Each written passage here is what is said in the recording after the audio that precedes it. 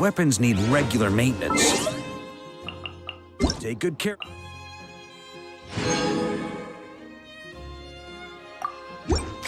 of them, and they'll take care of you.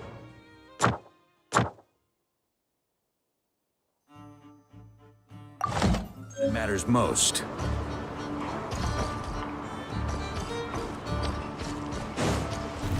Try to keep up!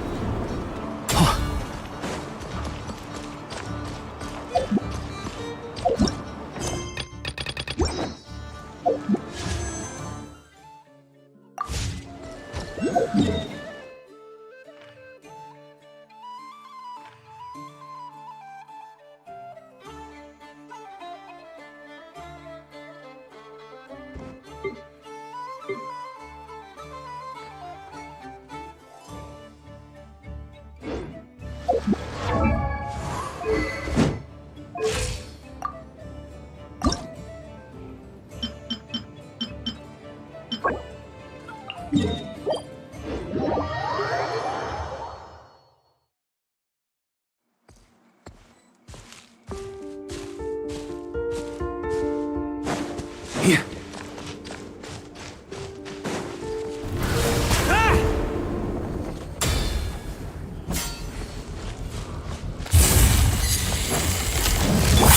Strike a pose! Witness the power of God! Barbados! Guys! Let the world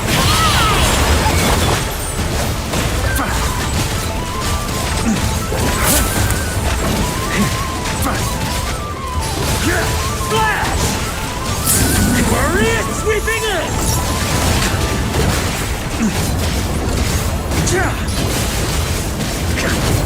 know my sword! Rain outlines your fate! Yoo-hoo!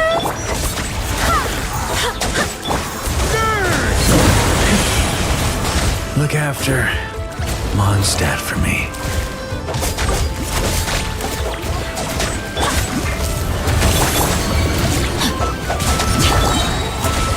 Wind, hear me!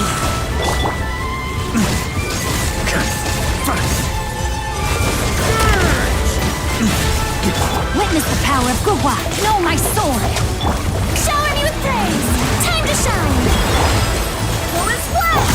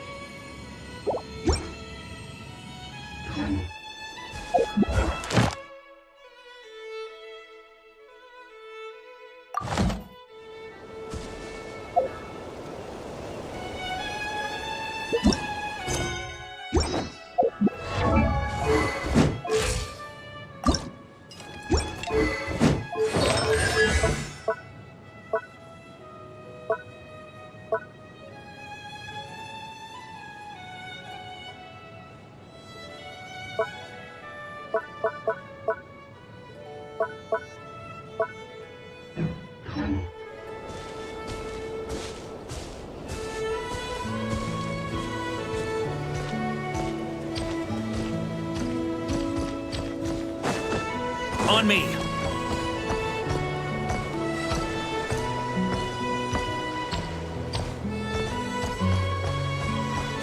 Here.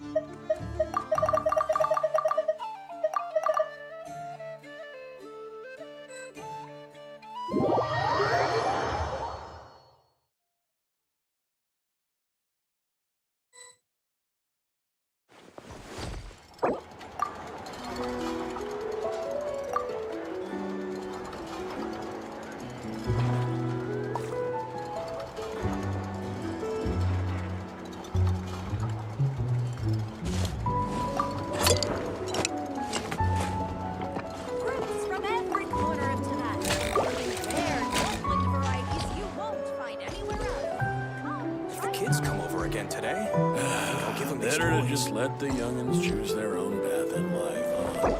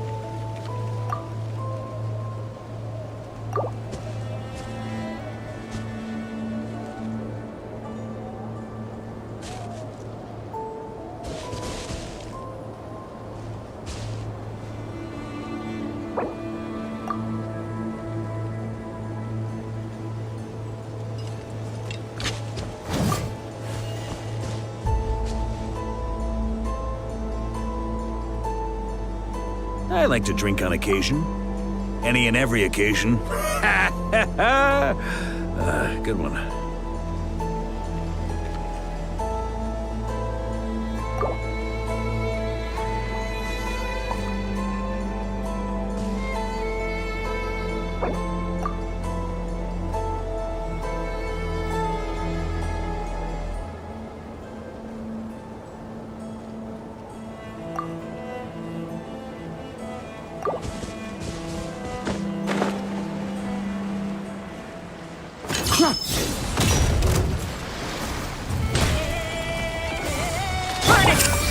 Leave it. I swear by my sword. Story has only just begun!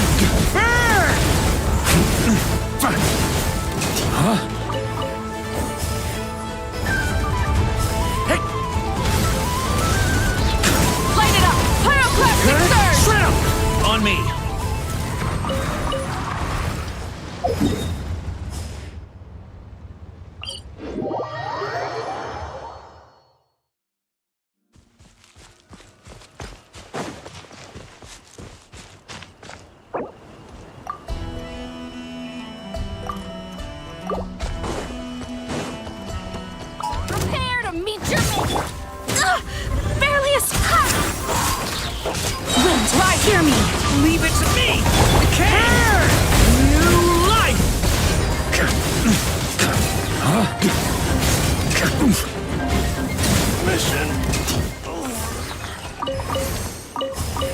On me. Go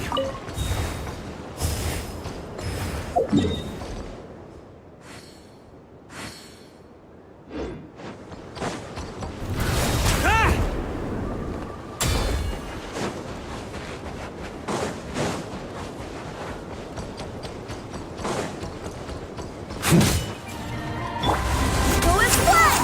Watch out! Turning point burn! Light of the blazing sun! Both rock! Stay back! Leave the fighting to me!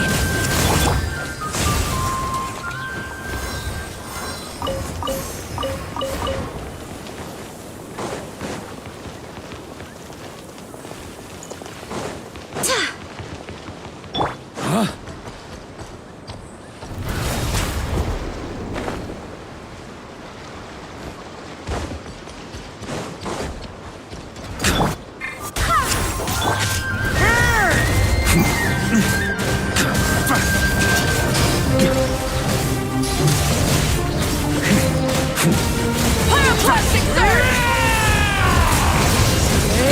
On me! King!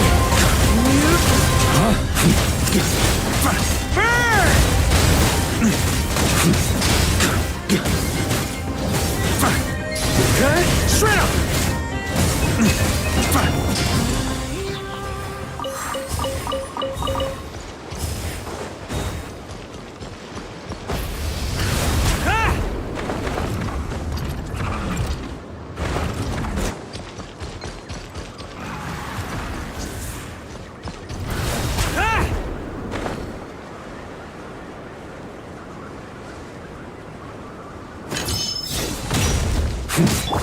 Go as one! Wind, hear me! Wrath from the sky! Turning point in space! Maria sweeping in!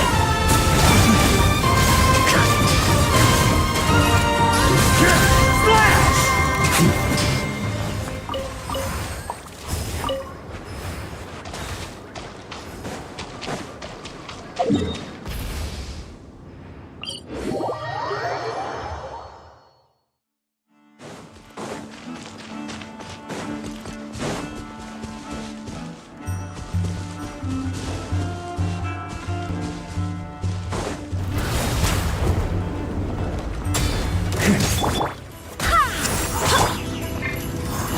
Pyroclastic surge! On me! Story has only just begun! I swear by my sword!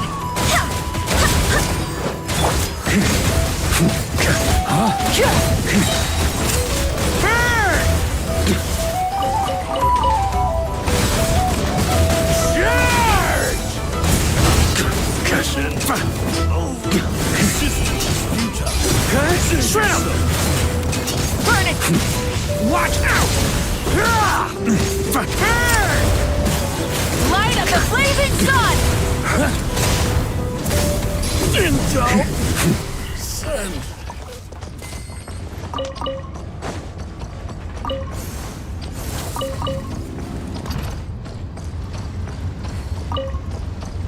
here.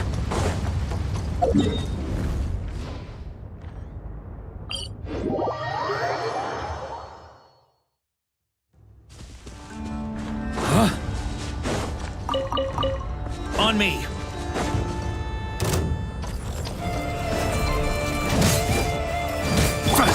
Go as one!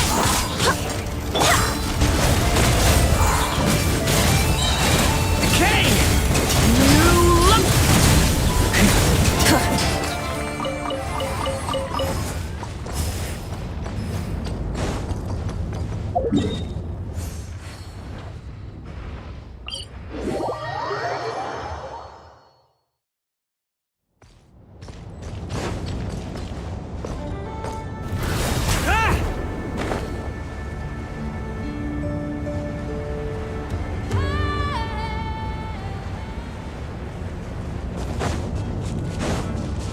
Here.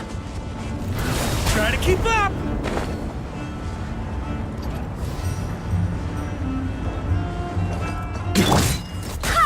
Torpedoes! Guide us! Rise with her! The turning point is breath from the sky! Shred 'em!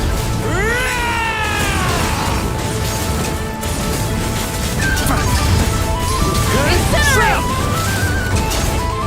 Watch out!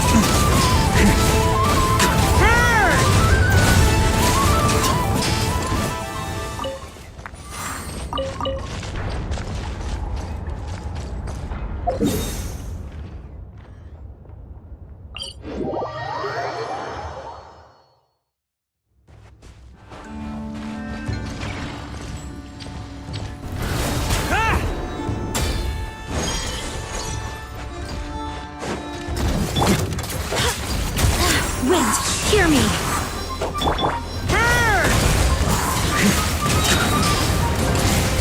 Leave it to me!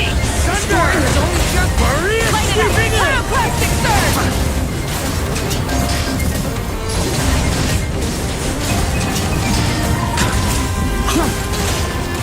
Stay up the Try and stop me!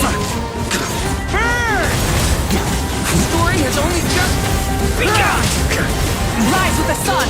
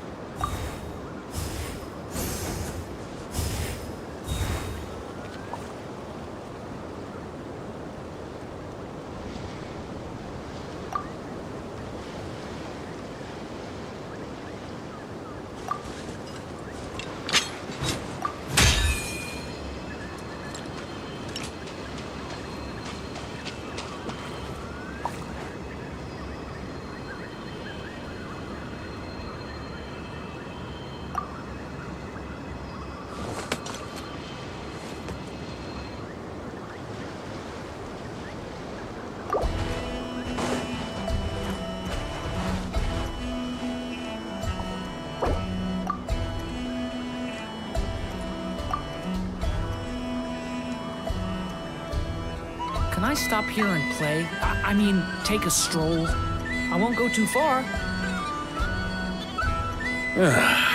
Sure feels good to get away from my desk. Now, where's a good spot for a nap?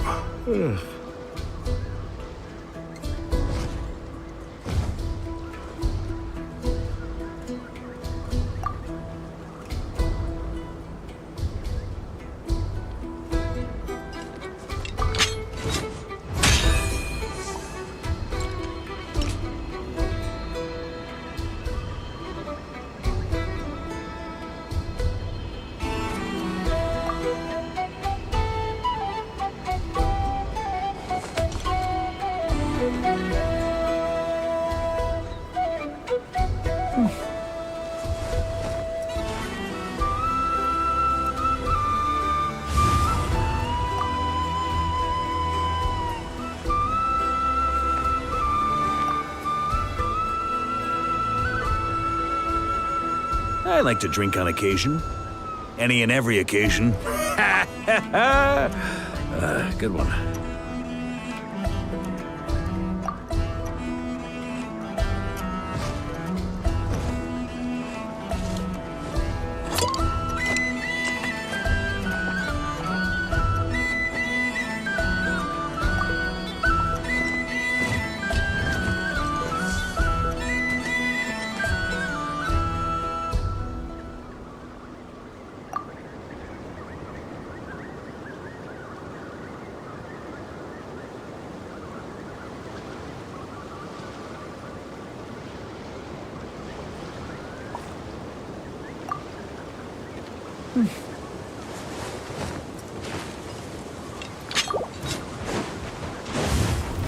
Try to keep up!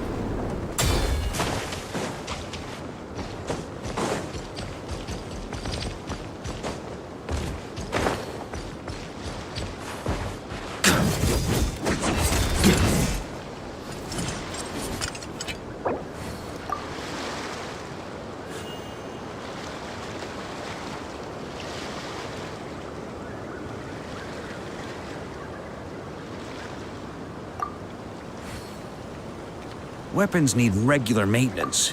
Take good care of them, and they'll take care of you when it matters most.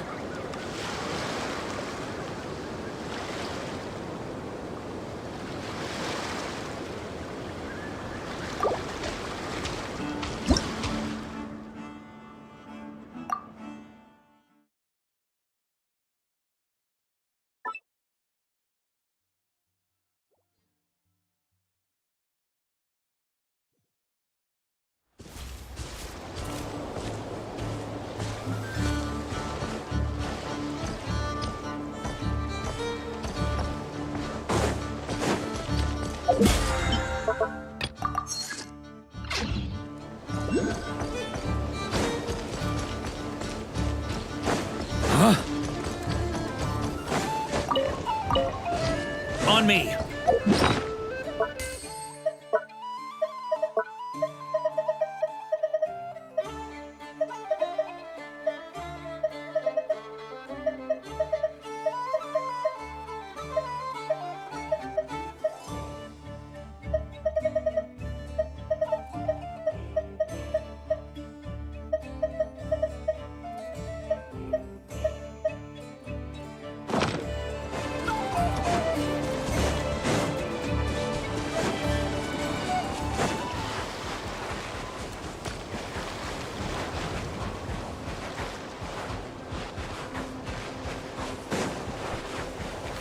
Strike a pose! Raincutter! I swear by my sword!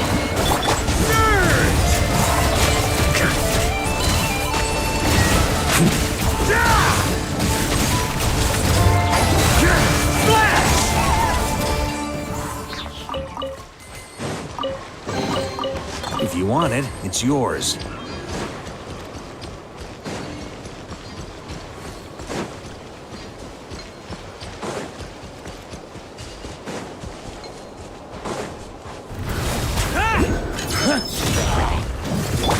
Shower me with threat! No, my sword! Witness the power of good luck!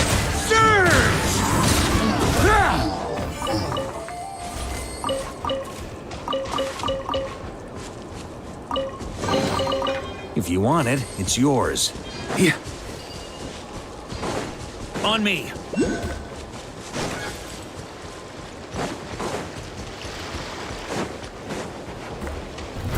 Try to keep up!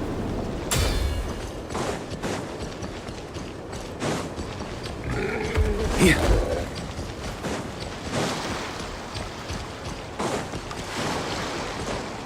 Huh?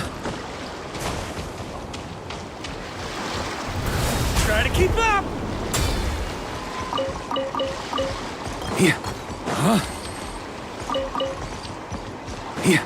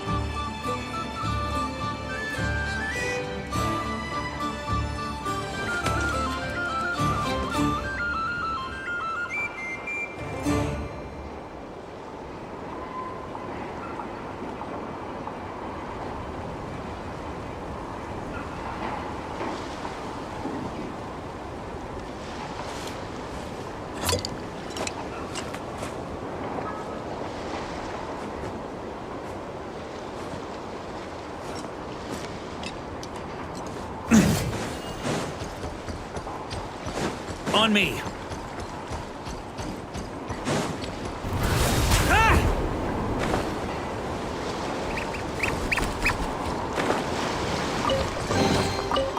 Any booze in there? Pour me a cup.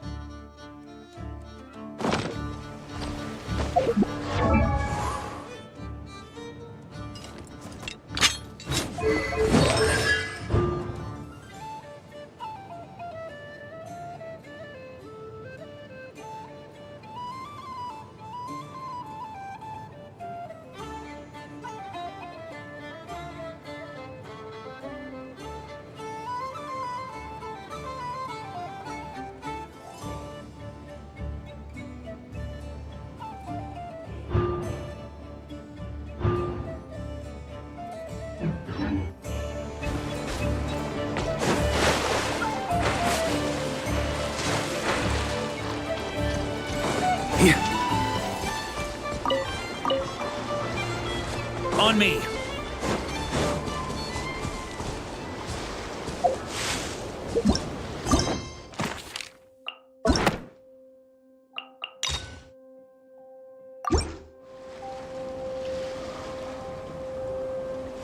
Huh? Where'd this letter in our bag come from? Could it just blow in on the breeze?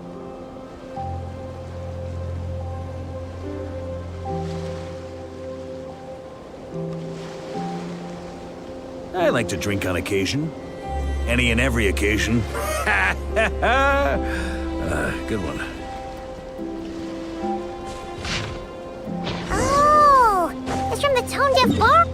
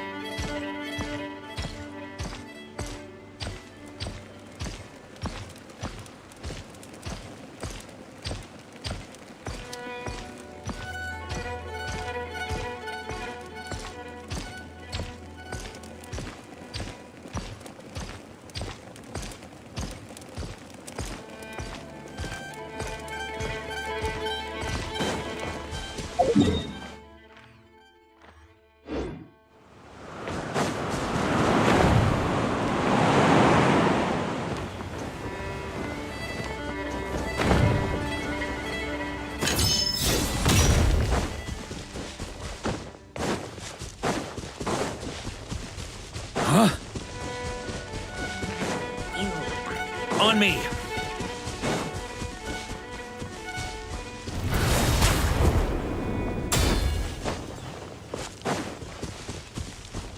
Here.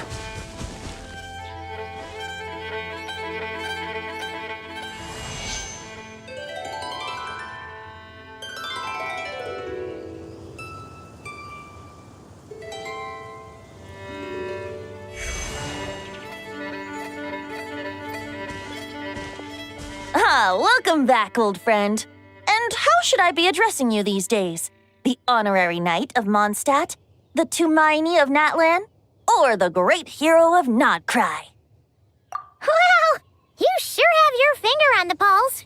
We've barely caught our breath since Not Cry, but it sounds like you've already heard about what went down.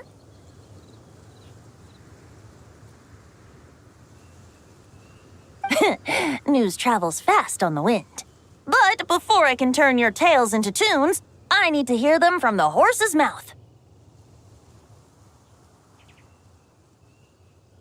My wine and my lyre are at the ready. So please, traveler, take a seat and tell me your tale.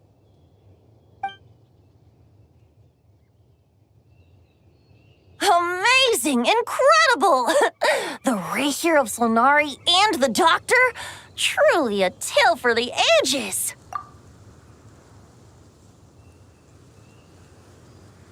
So, I'm guessing the Wild Hunt is a thing of the past now that you've defeated the Rapier of Solnari. Seems that way. We were kind of focused on dealing with the Doctor, though. Well, that's good to hear. Hey, now that the Northern Abyss calamity is finally resolved, VARKA must be getting ready for the triumphant return of his expedition, right? I haven't seen him in the longest time. He must have so many stories to share. Hooray! Paimon was wondering about that, too. He did call you Barbados. But weren't you still fast asleep back when he was in Mondstadt? Let's call it half asleep. I was resting my eyes in the Thousand Winds Temple one day when I heard a commotion outside. It was a young knight who had journeyed there in search of trials and oracles after hearing some tall tales at the local tavern. In fact, all that awaited him were moss-covered walls and an angry ruin guard.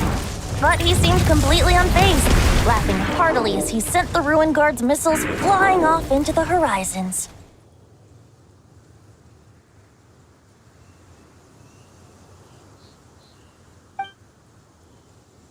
Huh! They must have been making quite a racket if it was enough to wake up the tone-deaf bard. Yeah, it sounded kinda like...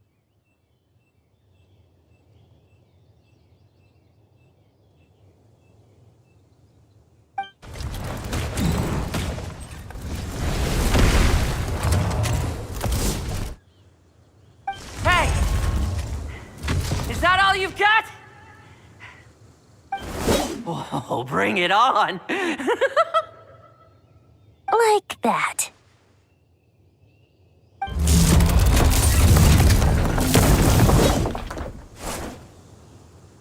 Giving up already? You're not half as tough as VARKA said.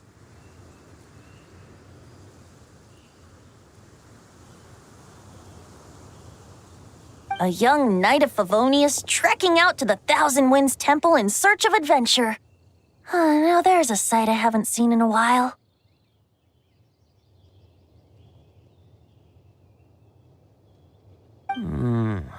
A bard in green clothes. Does this mean... Oh, you're Venti?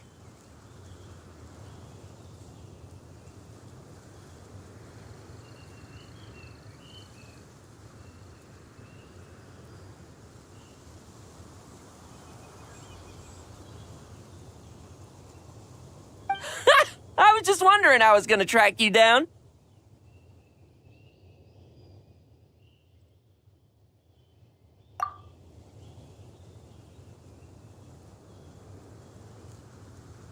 Oh! So you were looking for the tone-deaf bard?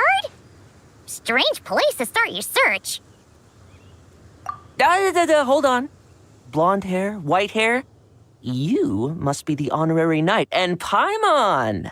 The Grand Master talks about you all the time.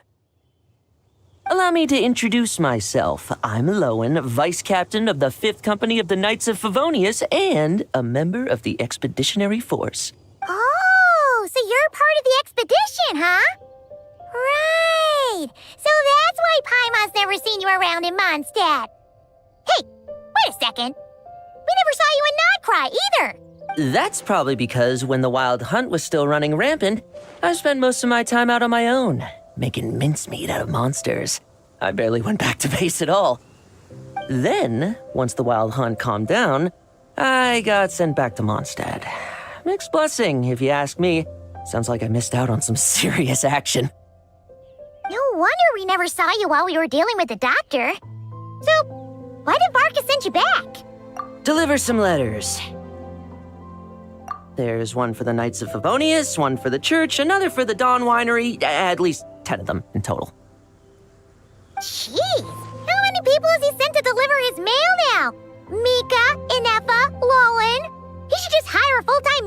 already.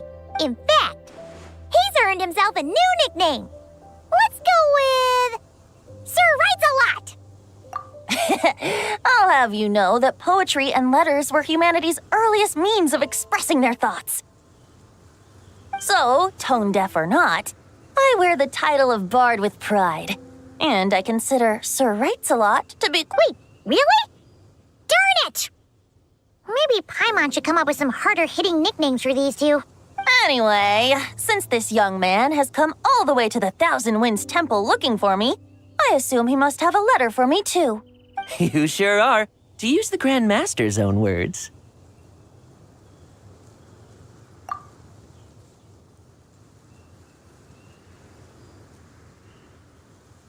This one is for the bard in green clothes. These days, I think he goes by Venti. Doesn't really have an address as such. You could start by asking around in Mondstadt, or maybe try your luck at the Thousand Winds Temple. I figured that since there was this punching bag here, Ruin Guard, I could get some practice in while I was at it. So, I came right here the second I got back to Mondstadt. That VARKA is so slapdash sometimes. It's a good thing we happen to be nearby.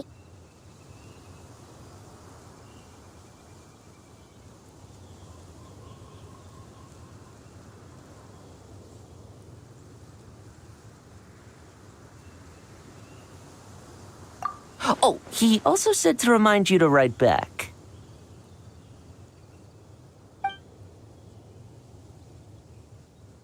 Nothing in particular. Just some idle chatter between two drinking buddies. But if I'm supposed to write back this time... I'll need some time to mull over my response. VARKA gave you a whole bunch of letters to deliver, right? Maybe you can head into Mondstadt and deliver the rest of them first? My thoughts exactly, assuming I can find the way. Hopefully the roads haven't changed too much since the pre-expedition days. Well, why don't we have Mondstadt's honorary knight escort this homeward-bound wanderer to the city? Let's go! It's been a while since Paimon's done any guide work. Thank you so much, Honorary Knight. And you, Miss Guide.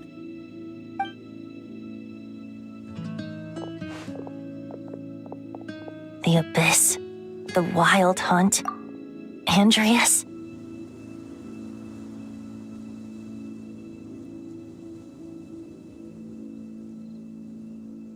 Get home safe, VARKA.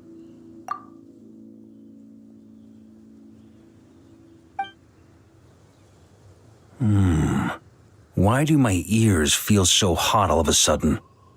Is someone talking about me?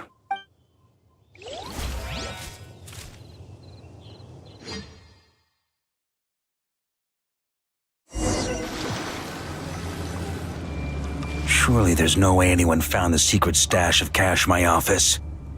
That would be terrible.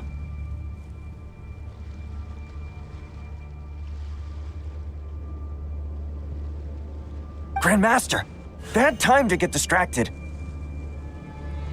Watch out! Enemies approaching! Huh? Oh, it's just a few stragglers. They're no real threat to us. This expedition is almost over. We just need to deal with these final few targets, and then... we will make our triumphant return!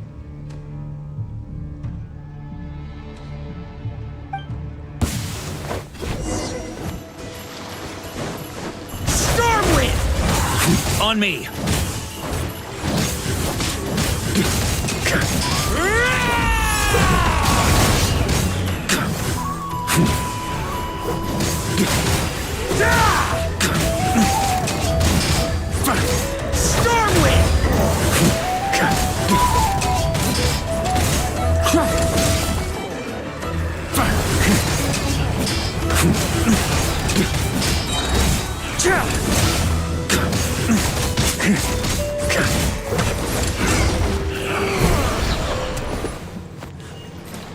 Without the Rapier of Sonari to direct them, it seems like all that's left is their primal urge to destroy.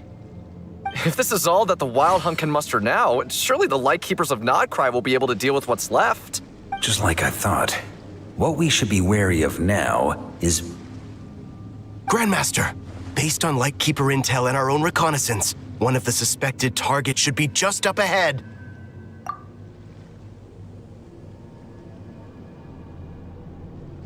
Good. You know the drill. Stay here and stand guard. Leave the rest to me. Yes, Grandmaster!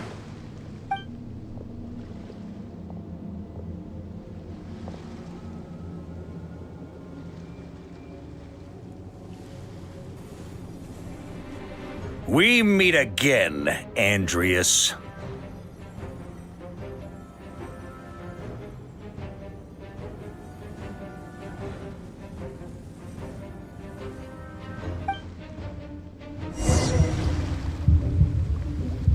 So, you've returned from Mondstadt. Don't you want to see what it looks like now?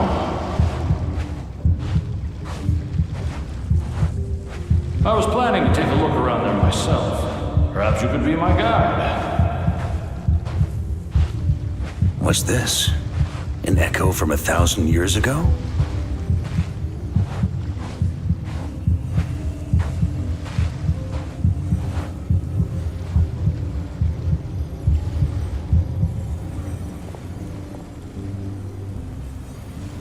Everything seems normal so far. Here's hoping I'm just overthinking things. There are 2 other places to check. Maybe this will all go smoothly after all. It's your turn, my friend.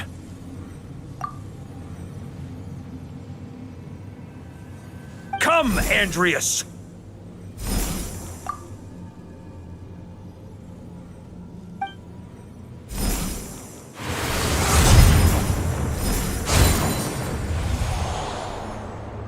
Although, for returning to your old home, perhaps Andreas is a little too ostentatious.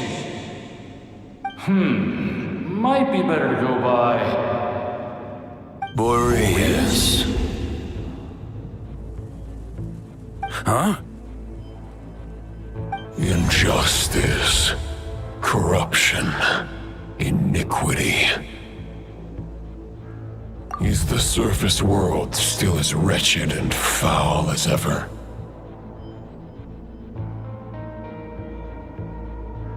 Answer me, heir to the knighthood of Boreas. Looks like I'm not getting out of this without a fight.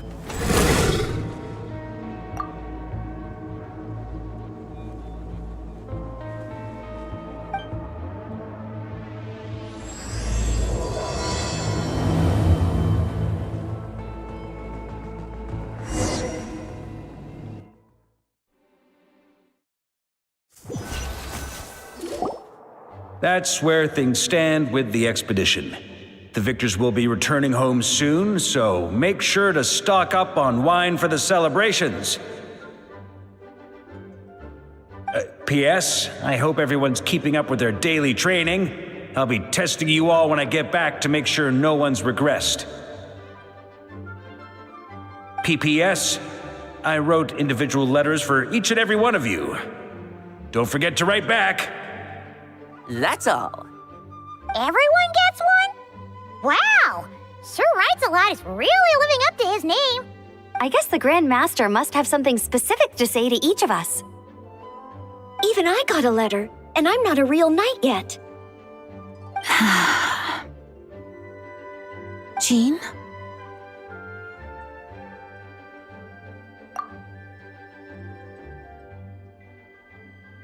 Oh, yes. That's our Grand Master for you. By the way, anyone know where I can find the cavalry captain? I have a letter for him as well. You mean Kaya? He said he was meeting a friend from the church at the Angel Share. Allegedly for work. Said he was exchanging intel. But I'd say there's a 50-50 chance he's just there for a drink.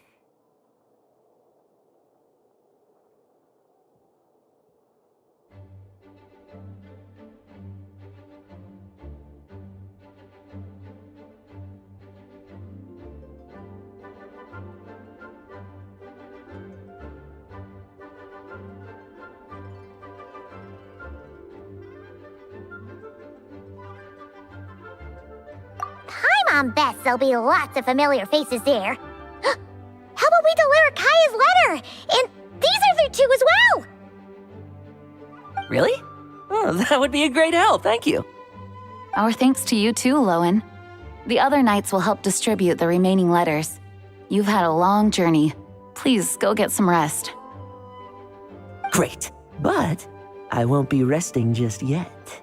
I have one last letter to deliver to Wolvendom. This one, I was planning on delivering personally. I heard that another challenger recently passed Boreas' trial. Well, with any luck, that wolf might be willing to reveal himself to me, too. Very well, but please remember to show respect to the local wolves. I will. Goodbye.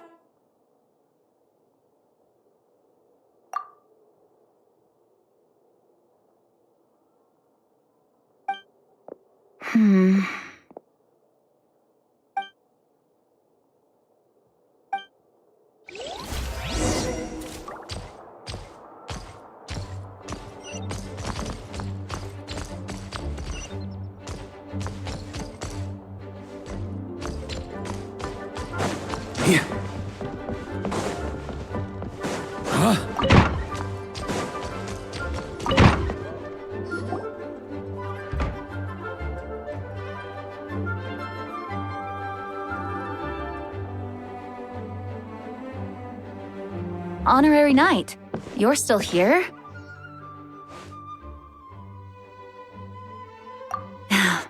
Is it that obvious? Huh? But VARKA's coming back. The situation in Nokrai is stable.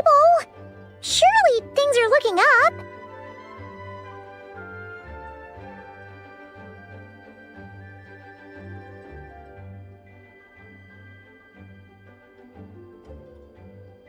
True. From what you and Lowen have told me, the expedition has indeed accomplished its strategic objectives. It seems that Mondstadt no longer faces any threat from the perils of the North, be they the Wild Hunt or the Doctor. And yet, for some reason, I can't help but recall something the Grandmaster said to me before he left. If I don't make it back from this expedition, you'll have to assume the mantle of Grand Master of the Knights of Favonius.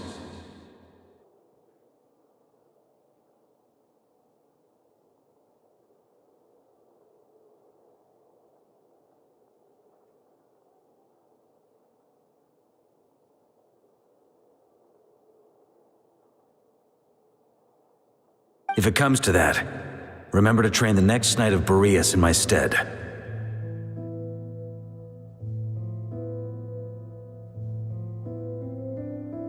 I've planted some promising seeds in Mondstadt, but they still need time to grow. Some have yet to master the art of social interaction.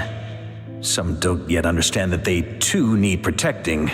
And some, well, some might not even want to be a knight yet.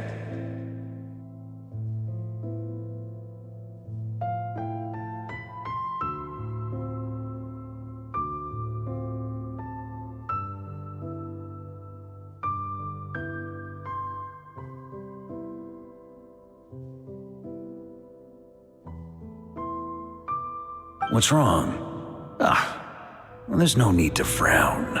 I'm going on an expedition, not marching to my death. This is all just a contingency plan in the event that I'm unable to return. Until I return, I leave them in your care.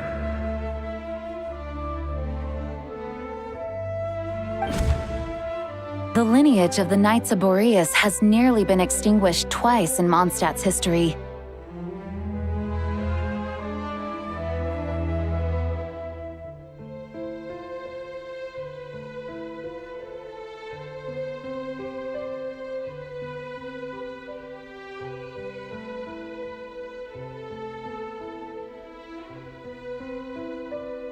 The first wandering knight to claim the title arrived in Mondstadt 1,000 years ago, along with his wolf companion. He was as free as the wind. He left no succession plan behind. Even his name was lost to history. The title of Boreas could have disappeared from Mondstadt just as he did. But he had an informal disciple, a knight named Ravenwood, who admired the Knight of Boreas greatly. Ravenwood's valor and swordsmanship earned him the wolf spirit's recognition. When the old aristocracy tried to regain power, Ravenwood came once more to Mondstadt's defense. From then on, the title of Knight of Boreas was passed down from generation to generation within the Knights of Favonius. Wolf spirit? You mean that big blue wolf in Wolfendom? Correct. As you may already know, the Wolf of the North is the surviving spirit of an ancient god. And the Knight of Boreas serves as an intermediary between him and humanity. Lupus Boreas, who had never known what it meant to love, came to understand it through the journey with his human companion. In the end, he chose to allow his power to become one with the land. This was once a well-known tale in Mondstadt, but these days, few people are aware that the starting point of the Wolf King's journey was not Mondstadt, but Nodcry.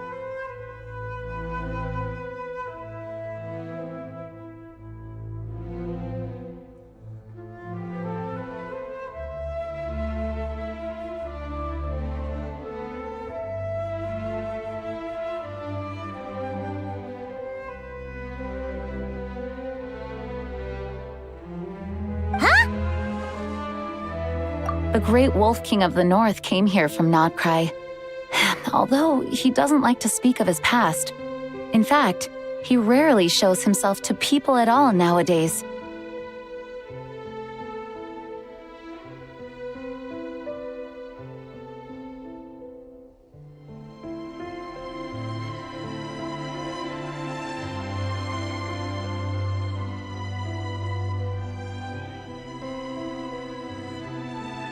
As such, this tale can only be found deep within the Knights of Favonius library.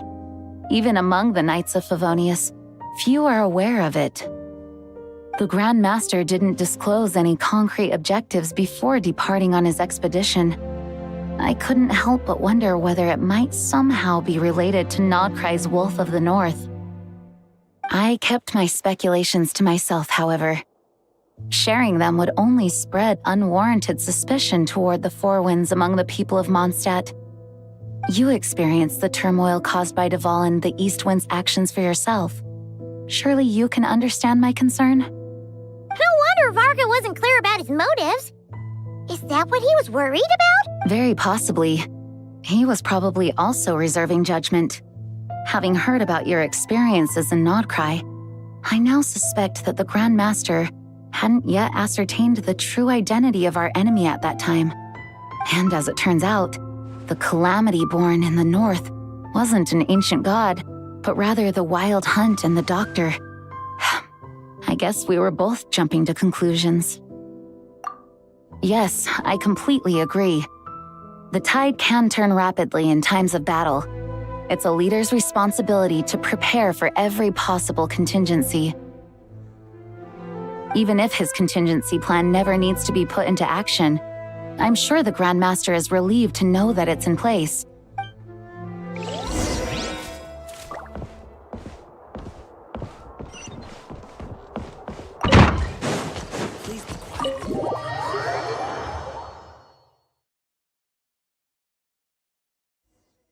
That turned into a pretty long conversation, huh?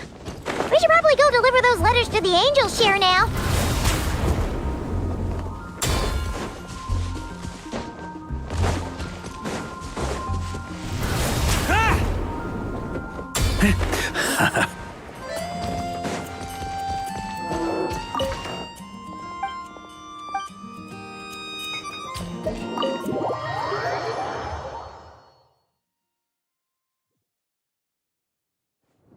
When you're mixing drinks in hot weather, start by pouring in cold water and add ice cubes.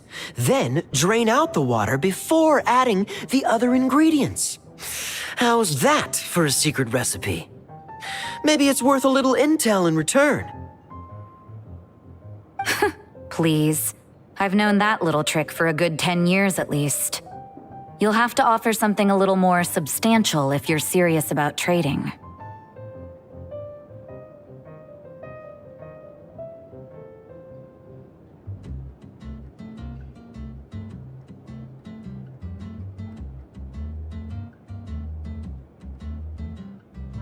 I know there's no one else in the tavern right now, but do you two really need to talk so loudly? Especially if you're supposed to be exchanging confidential information. Hiya, Rosaria! D-Luke! Paimon knew we'd find you here. Looks like it's about to get even noisier. A little liveliness never killed anyone. Traveler, Paimon, what brings you our way?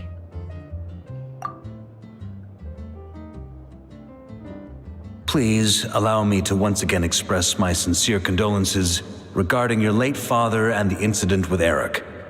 We make absolutely no excuse for his crimes. I hope you will give some serious consideration to the question I asked you before I left, though I'm sure you're tired of hearing me ask by now. From the look on your face, I'm guessing the Grand Master is still refusing to drop it? He nags like an old man. It's hardly surprising. Huh? Drop what? What's this about? Nothing, really. Before leaving on the expedition, VARKA came here to chat with me over a drink. I failed to avoid him. He, asked me if I'd consider rejoining the Knights of Favonius, and I declined. He expressed his regret about everything that happened and asked me to reconsider. That's all there is to it. Yeah, right. Sounds like you skipped a lot of details. There's clearly more to it. Whatever details I chose to omit are in the past. Dragging them back up now serves no purpose. You say that now, but back then, you couldn't let it go. You and the Knights of Favonius were constantly at odds. I wasn't seeing the full picture. I've had a lot of time to reflect since then.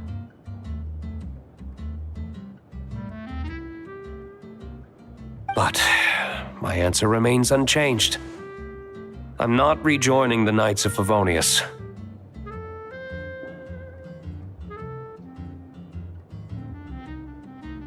Both the Grandmaster and the acting Grandmaster are too upright and honorable.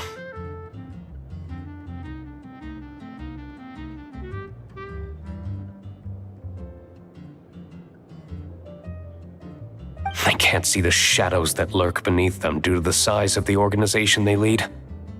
They need someone on the outside to keep watch vigilantly. If I had a Mora for every time I've heard you repeat that argument. I actually don't disagree with the first part of what you said, but don't you think someone can keep tabs on things from the inside? When you join an organization, you're bound by its rules, no matter how free it may seem on the surface. You think so? Never mind the Knights. Have you honestly ever been bound by the rules of the Church? Good question. Have you considered that maybe that's why I chose to join the Church and not the Knights to begin with? Are they arguing or not? It's kind of hard to tell. Oh, kind of like the contingencies Jean was talking about. The more ways they have to protect their home, the better. Huh?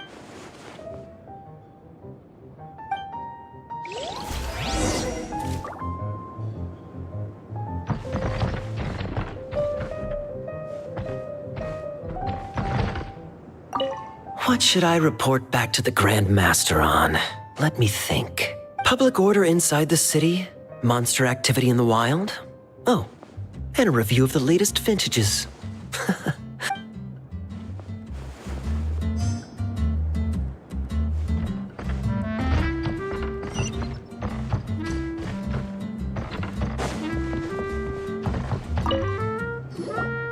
If you hadn't had to deliver that guy's mail, you wouldn't have been subjected to all this tedious arguing. It's no trouble. Lowen did most of the work. We just volunteered to do the last leg of the journey. So you see what's really going on here? Huh? Scheme? What do you mean? No. While I'm sure VARKA knows full well that D-Luke would never agree to rejoin the Knights, I believe the sentiments he expressed were genuine, as was his offer to welcome D-Luke back. There are people like Kaya and I, and then there are those who are true champions of justice to the core. Those people are the most susceptible to being driven to extremes by great upheaval. Not only that, but it happened to a Knight of Boreas. That'll really hit home for VARKA. And that's why his nagging is even more persistent than usual. Yeah. So no one's told you this before? The lineage of the Knights of Boreas had nearly been extinguished twice in history. The first was at its inception. The second was the case I was alluding to.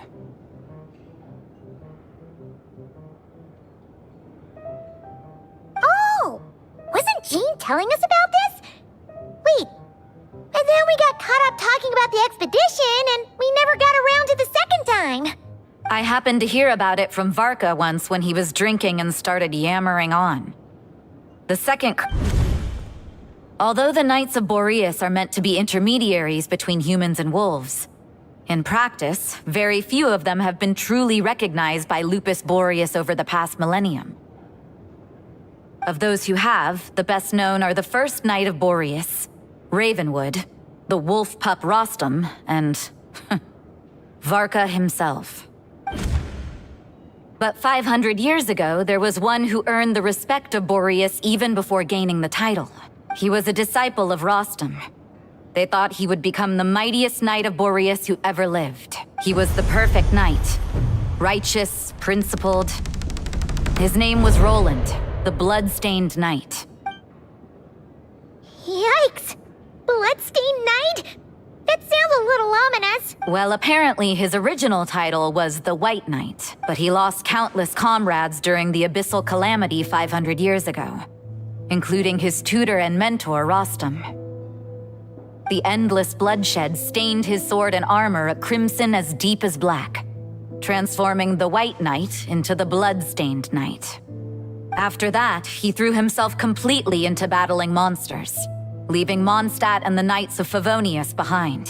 It's hard to say whether the loss of an important figure in his life is what drove him to the point of obsession, or whether he was already too far gone to save. But had he known that the Knights of Favonius would always welcome him back? So if you want my opinion, the reason why VARKA keeps asking D-Luke to rejoin, despite knowing that he'll never say yes, is to let him know you're not alone. After all these years, he's still as persistent as ever. Just like how he used to be with me.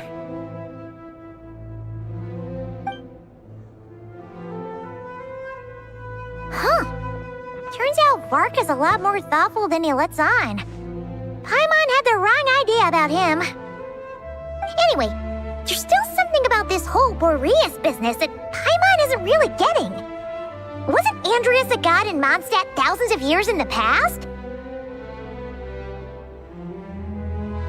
If so, why did Jean say that Boreas and the Wandering Knight only arrived here just 1,000 years ago? Plus, Paimon's super curious about what happened to Roland. That's a great idea! Jean said he hasn't been showing himself much lately, but he always seems happy to oblige whenever you show up. Let's go!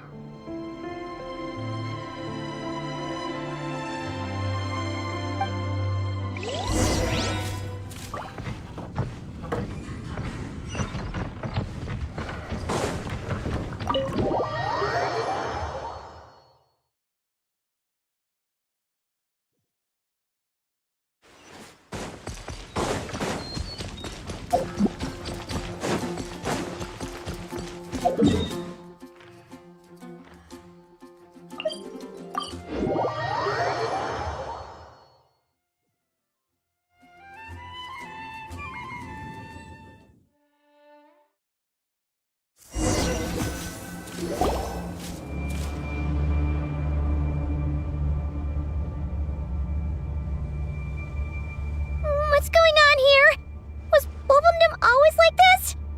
The Wild Hunt? What are they doing here? Watch out!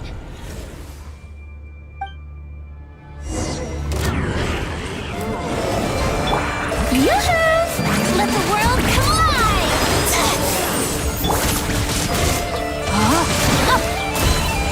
Barbados, guide us.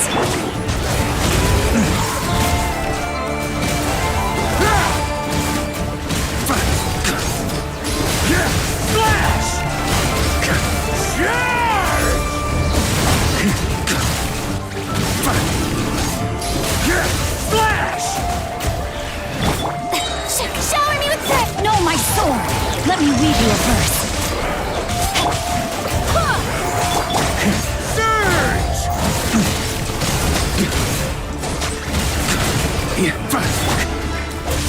I swear by my sword.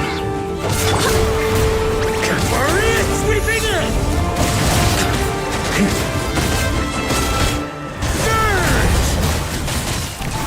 Rain Cutter! Rain outlines your fate.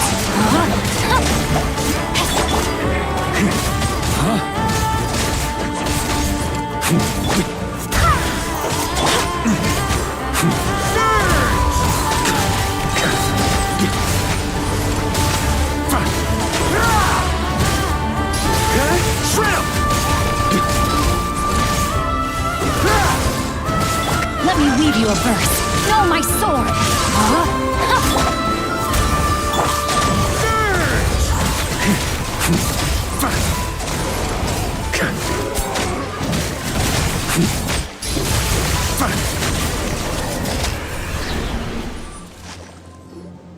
Oh, are you all right?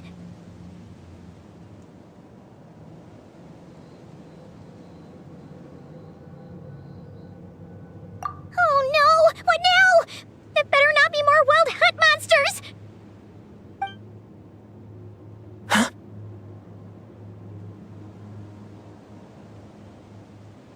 Phew. You scared Paimon stiff! She thought you were... Stop right there. Answer me this. 2 letters? Wasn't it 3? Okay. Well, Paimon's coolest naive expression doesn't appear to be an act. Hey! What are you trying to say? Wait, Paimon passed a test? Really? Ha! She didn't even realize she was taking one! You may dispense with your suspicions. The Wolfpack has borne witness. They fought against the aberrations that encroached upon this land, and our attackers showed no ability to disguise themselves this time. Ah, a familiar scent. Come. I will await you at the usual grounds. Well, if the boss of Wolvendom has vouched for you, I guess I should apologize for doubting you just now. Sure was. Fortunately, my experience in Nodcry didn't go to waste. Turns out the Wild Hunt all feel the same when you stab them. They didn't stand a chance.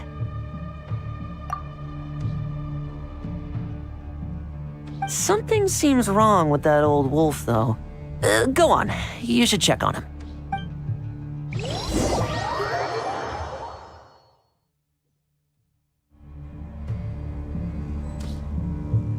Here.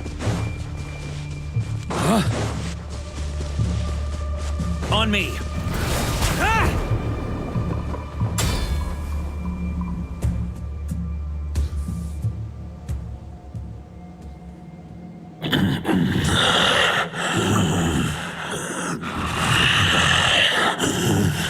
Lupus Majoris, not injured.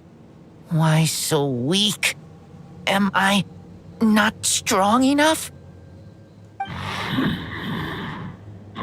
You are not to blame. With your Iron Claw, you successfully blocked their attacks. However, their assault went beyond the mere physical world. They followed my trail from the distant north across the ley lines. We meet again, human Lupical. So, are you saying that the Wild Hunt we just got attacked by came all the way from Nodcry Mondstadt? As you know, I stand before you as an incomplete being.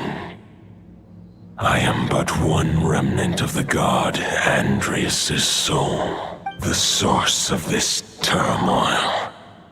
I can sense it. It lies in the north. It is the part of me that remains in Nodcry, from whence I came. Huh? Now Paimon's even more confused. How can you be in two places at once? For many gods, housing a part of their soul within an object is no difficult feat.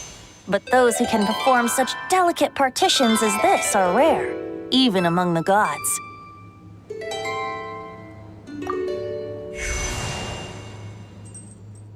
The Wolf King, Andrias, was particularly adept in this art. Otherwise, no remnants of his soul would have survived till the present day. Huh? The bard's back? Toadif Bard? What are you doing? Maybe the god of Animo guided me here. For it appears that someone is in need of a tale from the distant past. And who better than a bard to do the honors? Lord Boreas, do I have your blessing to share this story? As you wish. Lupus Boreas wandered the frozen tundra and stumbled into the Sealy Hall. Enchanted by their song, tender as the dawn starlight, and curious about the ways of humankind, the wolf bade farewell to his home and set off for the city to the south. As the high tower crumbled and the fierce winds fell silent, Lupus Boreas, who once had hunted with the storm winds himself, looked within and inquired, was the shelter he provided for humanity really any different from that given by the reclusive king in his tower? The wolf entrusted those under his protection to a new god and quietly returned to the frozen north. There, in a palace long since abandoned by its former master, the great wolf closed his eyes and slept. 500 bitter winters passed, then 500 equally frigid springs. He slumbered undisturbed until a night stumbled in from the cold, just as Lupus Boreas had once done at the Sealy Hall, and awoke him at long last.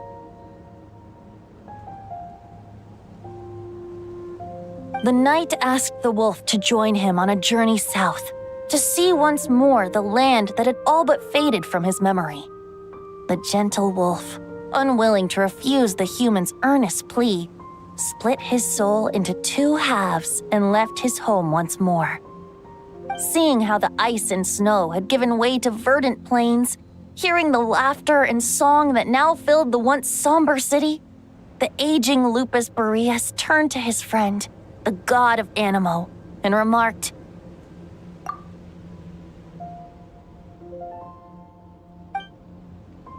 "So, this is the world the humans dreamed of." Though the knight's journey was not yet over, the wolf chose to bid farewell to his companion here.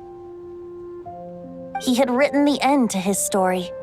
What knowledge he had been gifted flowed into the land. Everything he was, he gave unto the world. Well, that's how a bard would tell the tale. Lord Boreas, is there anything you'd like to add? There is no need for you to ask that question. So that's what happened. You returned to Mondstadt with that knight 1,000 years ago, and then, for the sake of the new Mondstadt, you... You need not feel remorse on my account. If anyone should feel regret, it is the part of me who remained in Nodcry. That is surely why those vile aberrations were able to exploit his weakness. But we followed Boreas' trail in Nodcry. We investigated and discovered no signs of instability. Andrias should still be slumbering by the lakeside. Perhaps all the recent turmoil in Notcry has had unforeseen consequences. And there's more. Oh, the White Knight who became the Bloodstained Knight? The mightiest knight of Boreas? But wasn't he from 500 years ago? I remember him as just a man. His lifespan should be no longer than any other of his kind. But before he severed his connection to Boreas, his final destination, it was the ancient kingdom of Conria, as you call it.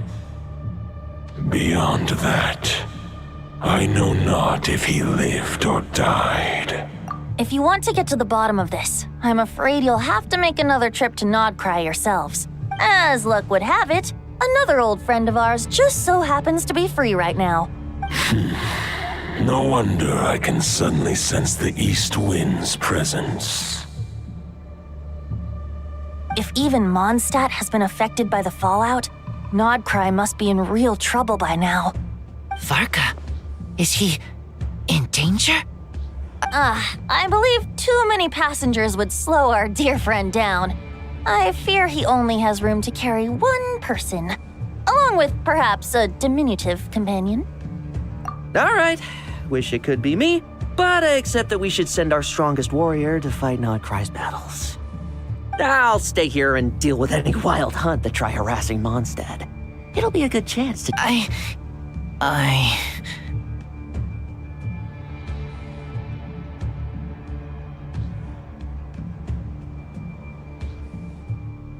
I stay in Mondstadt too. With Traveler's help, VARKA will be safe.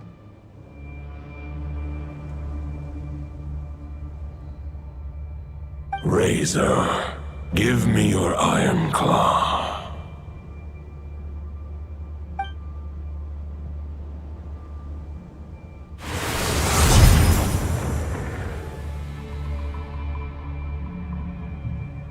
Golden-haired traveler, give this token to the current knight of Boreas.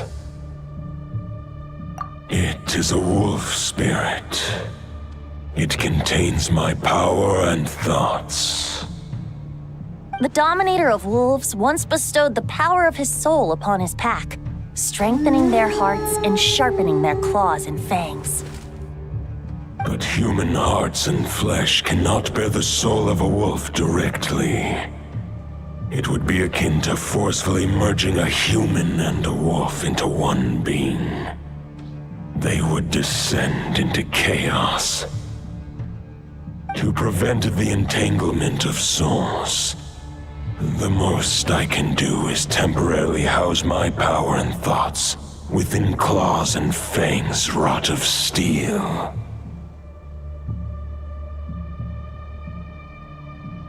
Although, truth be told, that knight does not lack for power. What he needs more is the thoughts within. But I shall leave this for him to explain. The Great Wolf King of the North remains strong for now. I will protect Lupakal. The North and VARKA, I leave to you. Just give me the word whenever you're ready.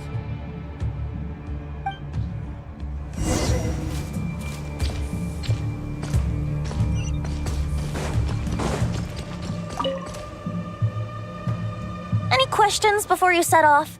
Better ask now. You'll probably... All right. Over to you, Dvalin!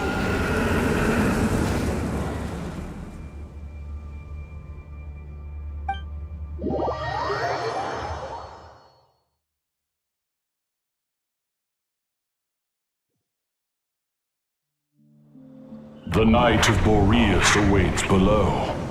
We must part ways here. Barbatos and I have other plans. We will meet you again later. All right. Hey, wait. How are we getting down?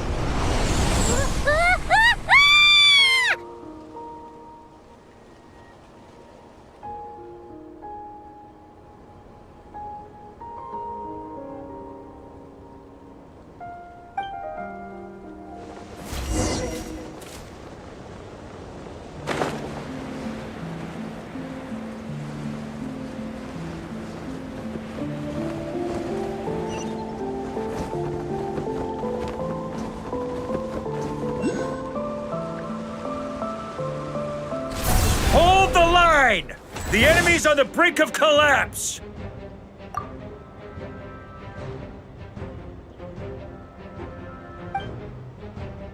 Grandmaster! It's...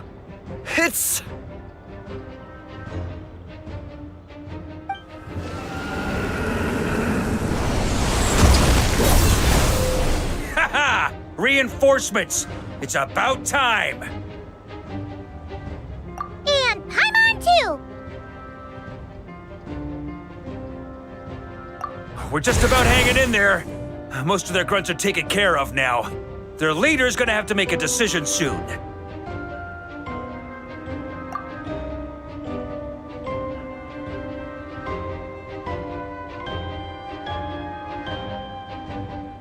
Fight or flight? What will it be, mightiest knight of Boreas? As expected, this hastily summoned Wild Hunt horde is nothing but a disorganized rabble. A mere shadow of the forces gathered by the Rahir of Solnari. But they have served their purpose. I now understand your tactics, and you, in turn, understand mine. This is fair. This is the way of chivalry. Farewell, heir to the knighthood of Boreas. Whether you... Guess they're retreating for now. So that Wolf of the North lookalike, that was Andreas? But why would he be leading the Wild Hunt? And why was he talking about the Bloodstained Knight? Ugh, forget that. We can save the details for later. He was the enemy boss, right? Are we just gonna let him get away? There's no point chasing after him. We've crossed blades already, and it ended in a stalemate. Right now, there's nothing we can do about him. True. We're still not certain of his true identity, but whether he's a god corrupted by the Abyss or a legendary knight, killing him might be just about possible, especially now that you're here. The difficult part is, we can't kill him right now. Huh? What do you mean? Is he immortal or something? No.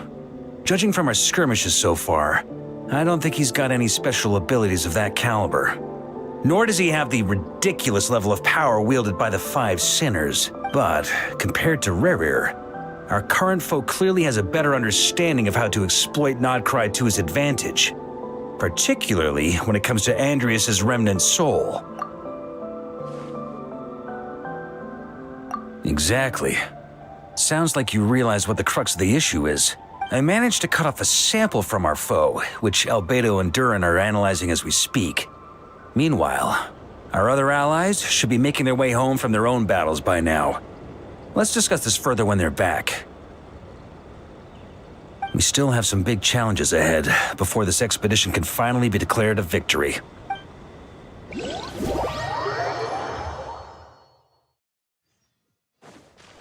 The meeting's probably gonna be in the biggest tent, right? Looks like a bunch of people are there already. Why don't we go chat with them? Hey, Honorary Knight. Looks like pretty much everyone's here. Albedo and Durin are just wrapping up their analysis. You want to wait for them here? Great. While we're waiting, could you update me on the situation in Mondstadt?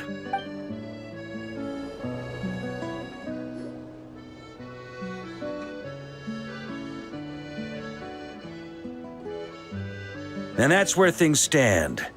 The Wild Hunt is no longer under the Rahir of Solnari's control, but it has been reborn from the ashes and is now launching widespread attacks.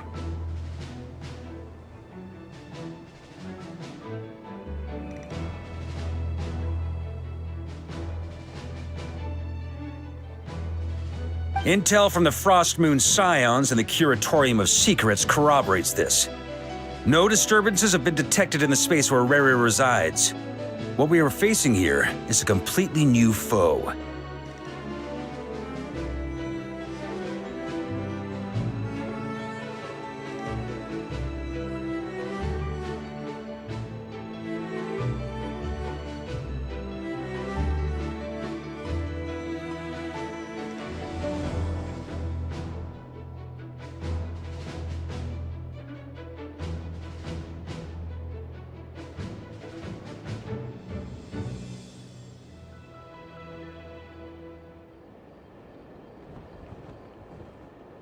Summarizing current situation. To confirm, the present leader of the Wild Hunt is the creature resembling a wolf. Andrius, god of the North Wind.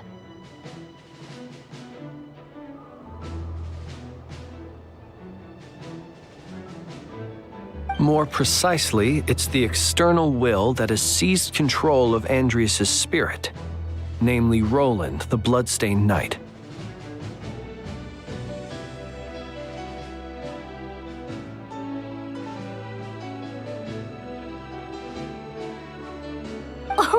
Whoa. Hold on. I'm completely lost. Isn't Roland some Mondstadter from like 500 years ago?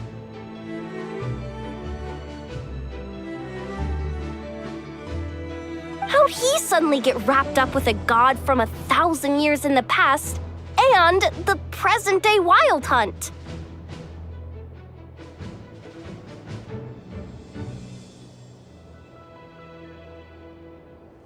Allow us to explain that part. Are you familiar with compensation mechanisms? When an organism sustains damage, relevant tissues will undergo changes to offset the loss of function. For example, when one kidney is damaged, the other will be strengthened to compensate. Or, when a main artery is blocked, the collateral vessels become more active. Similarly, when the Wild Hunt lost their leader, the Abyss harnessed the memories that flow throughout the ley lines to fashion a new one, fit for the present circumstances.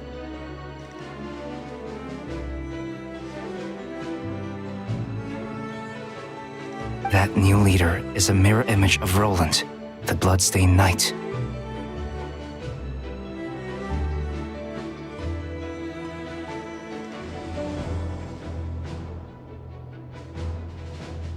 Right. No matter how strong the compensation is, it will never quite match the functionality of the original organ. The Roland replica can't possibly imitate Barir's overwhelming power, nor his ability to disguise himself as others.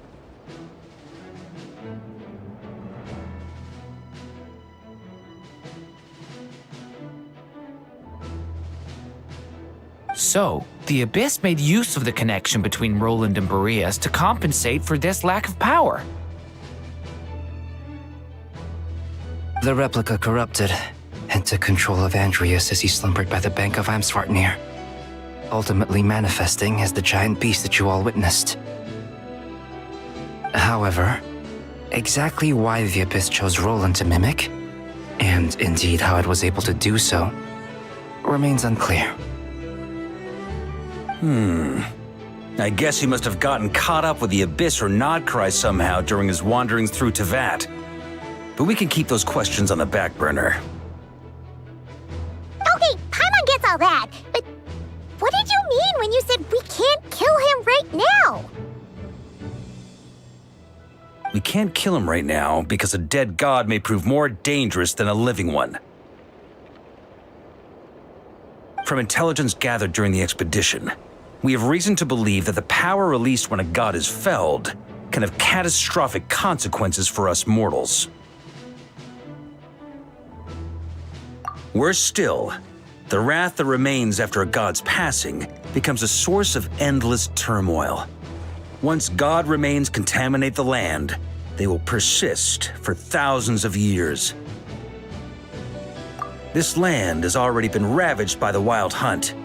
If we add god remains to the mix, it'd be like adding salt to an open wound, placing everyone who lives here in perilous danger. Query. While I can indeed find records of disasters caused by god remains in my database, there also appear to be cases of gods dying naturally with no ill effects.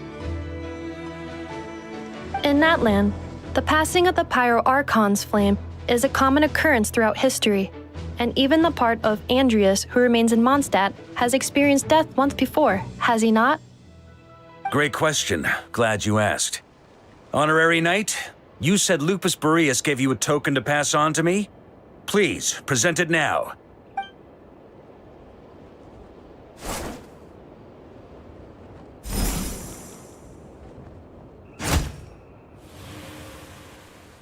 Come forth, Boreas!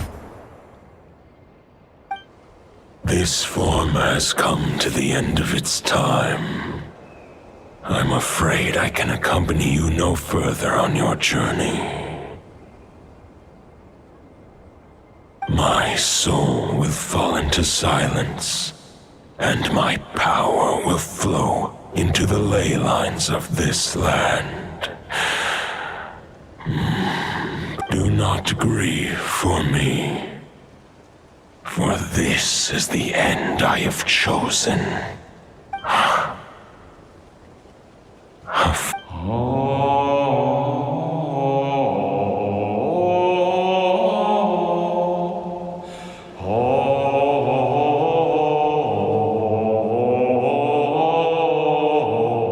You saw it too. You must have keen powers of perception. Not that it surprises me. That was Boreas' final thoughts before merging with the ley lines. It's the reason Mondstadt remains unharmed by his god remains. In his final moments, he made a choice to give everything he was to the ley lines. All to protect Mondstadt from harm.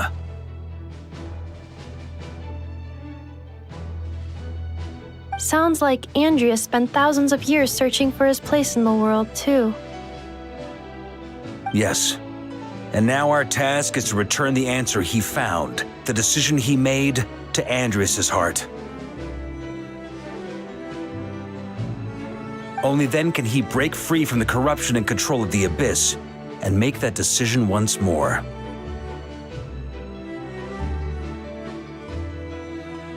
I see. I would say that planting thoughts inside the mind of a god sounds a little far-fetched, but since it was his own wish to begin with, it sounds feasible to me. Wait, we already have a perfect solution? Then why are we even having this meeting? Let's go do this thing!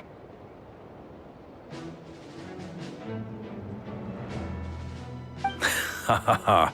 If only it were that simple. Unfortunately, this one thought alone is unlikely to be powerful enough to break through the Abyss's control and reach Andreas' heart.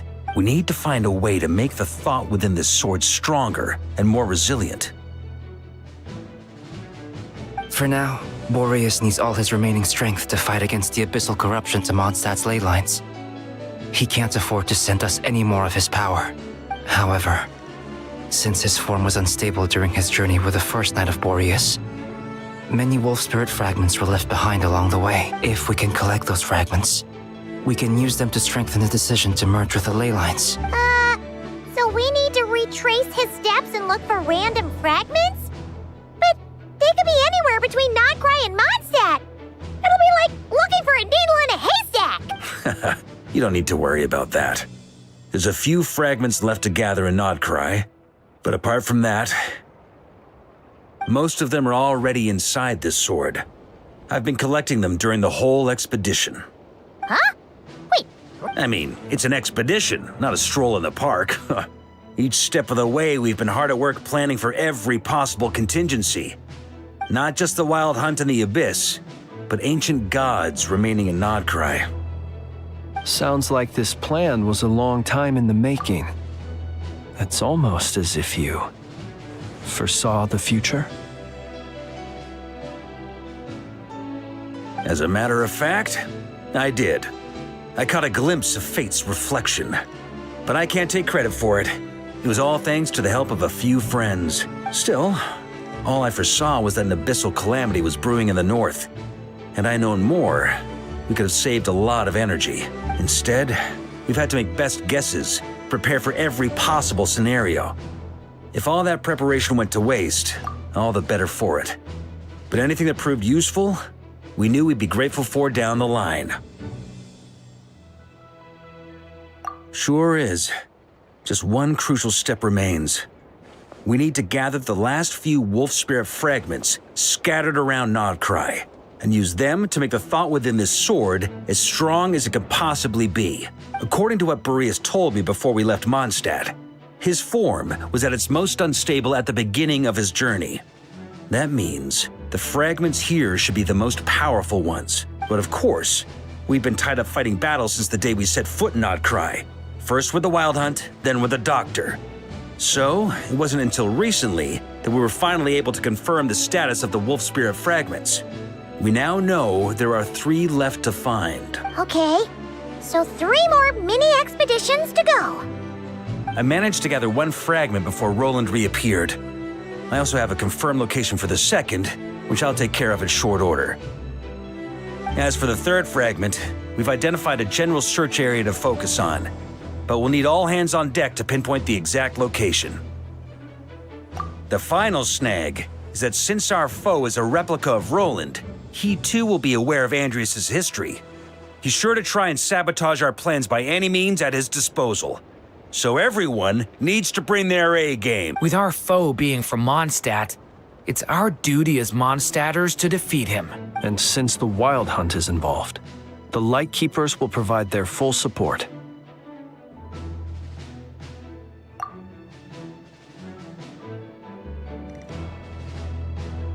The Clink Clink Crumb-Cake craft shop will also help in any way we can.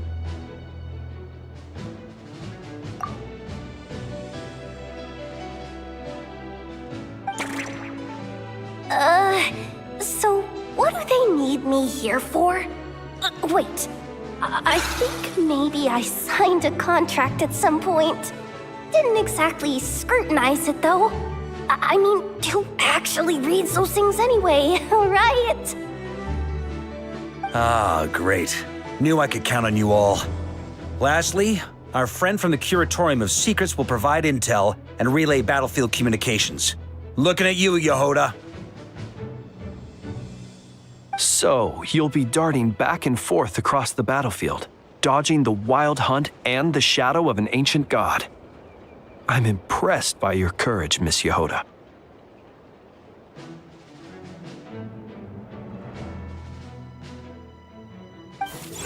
Rating for Yehoda updated.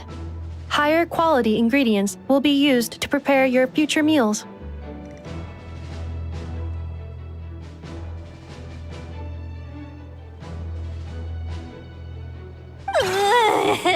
Darn it! I should have known this payday wouldn't come that easy.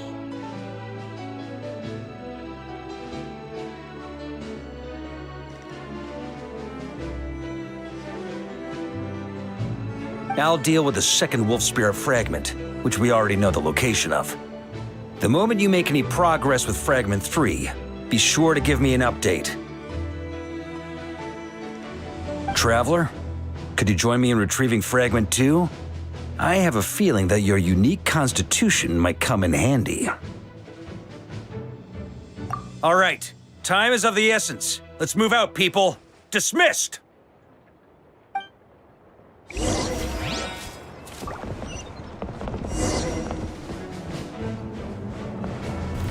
Try to keep up!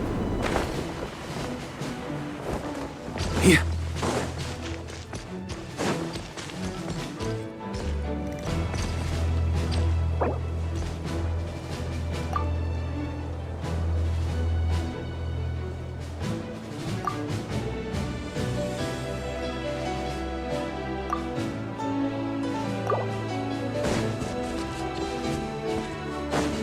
On me.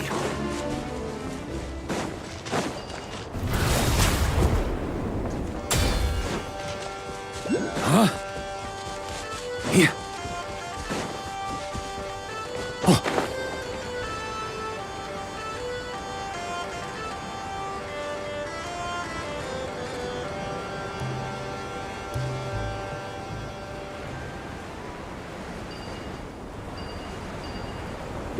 Didn't you say Fragment 2 was supposed to be right here? Where the heck is it? Seems like we've run into a slight hindrance.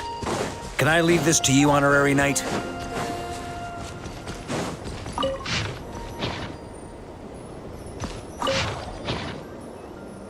Traveler, Paimon, when this is all over, I'm gonna invite you around.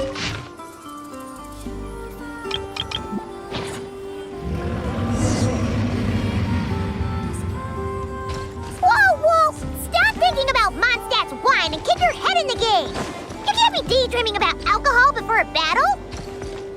Huh? Well, all right, just trying to lift our spirits a little. You want to see some photos I took of me and the knights before the expedition, maybe?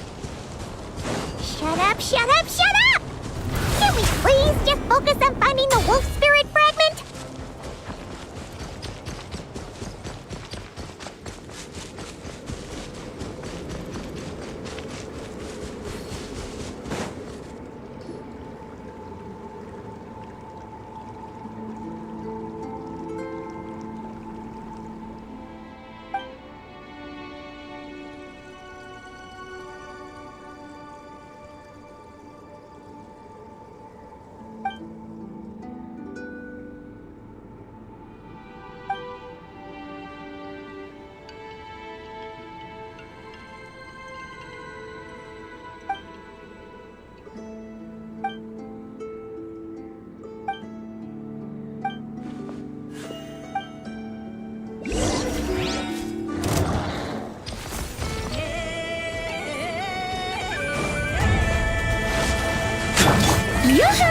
Let lightning echo in song! Know my sword! Rain outlines your fate. Wind, hear me! Surge!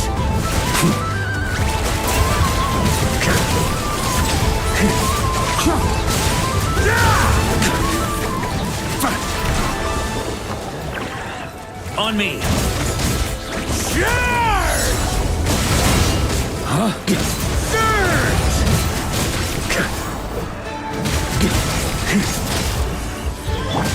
Shower me with grit! Rain cutter!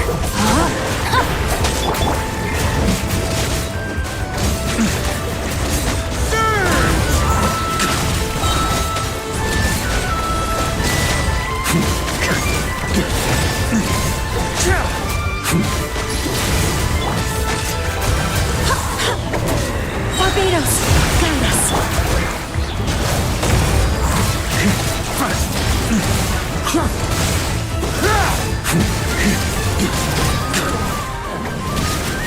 Varia sweeping in! Shrimp! Surge! Rain outlines your fate. Let me weave you over.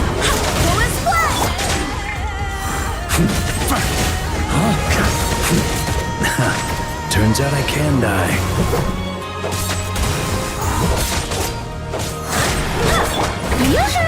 Let the world collide!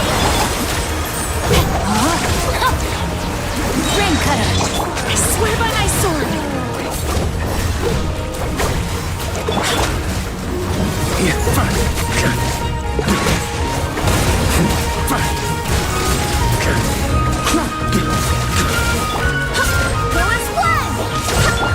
Rain outlines your fate. Let me weep.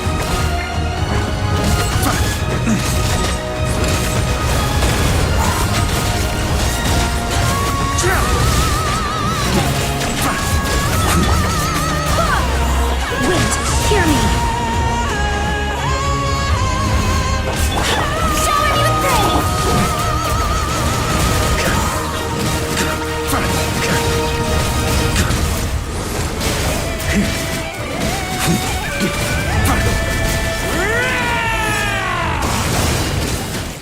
Up the ante! Huh?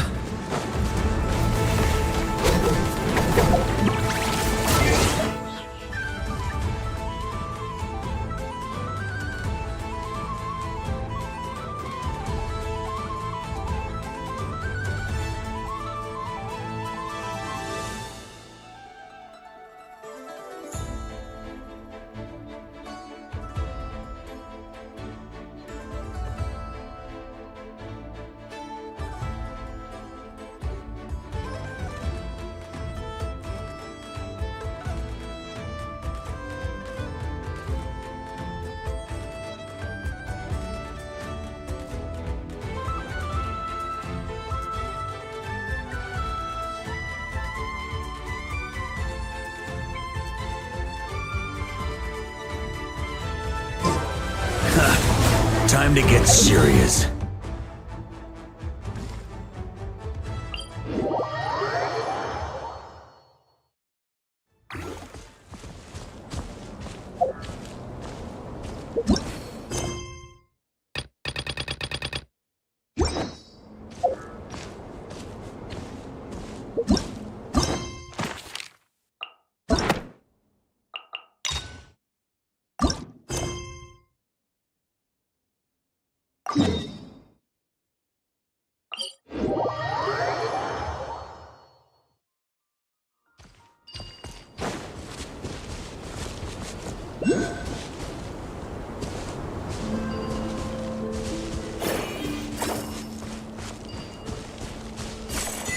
Look after Mondstadt for me.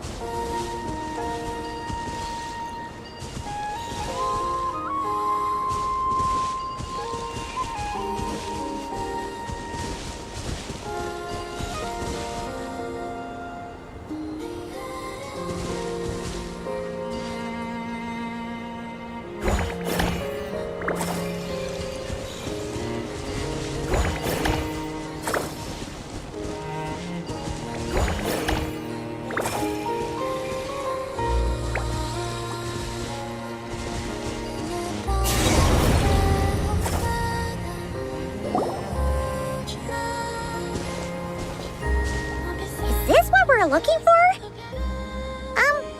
What do we do with it?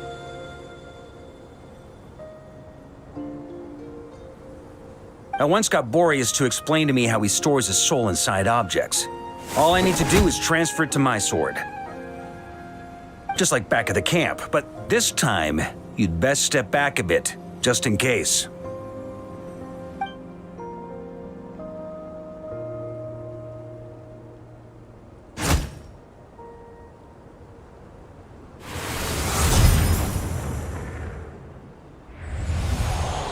So, you're saying you don't know how to love people, and you don't understand human love either. Why do you laugh? Sorry, I just think the fact you're ruminating on this is all the proof you need that you have love in your heart.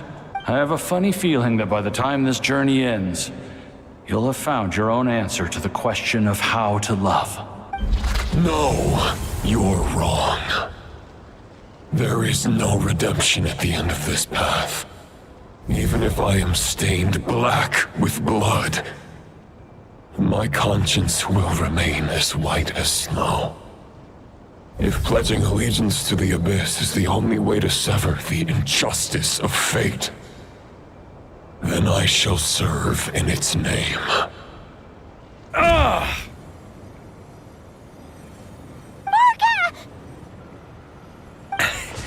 Oh, sure enough, this place has been corrupted by Roland's will.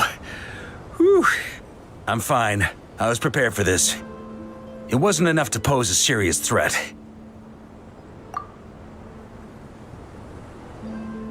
We got here just in time. The fragment hasn't been fully corrupted yet. Assuming we can undo the damage, it should still be usable. Purifying the abyssal corruption would definitely be a safe approach. But that's not the only reason I wanted you to come. Could you try reversing the corruption? Not purifying it, exactly, but separating out the Roland part from the wolf spirit. So, keep the Roland part intact as well as the wolf spirit part? Why would you want to do that? Firstly, to test whether it's possible. And secondly, to view Roland's memories. As they say, know thyself, know thy enemy. Understanding our foe is our surest path to defeating him. Let me think. How was it explained to me? Ah, yes. Focus on a single thought within the 1,000 winds. Capture that unique wisp before it blows away.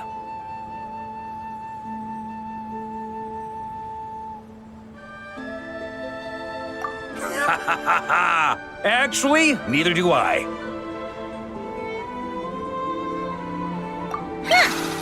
Sounds like something a certain tone-deaf bard would come up with when he can't think of anything meaningful to say. Wait. I thought it might mean something to you.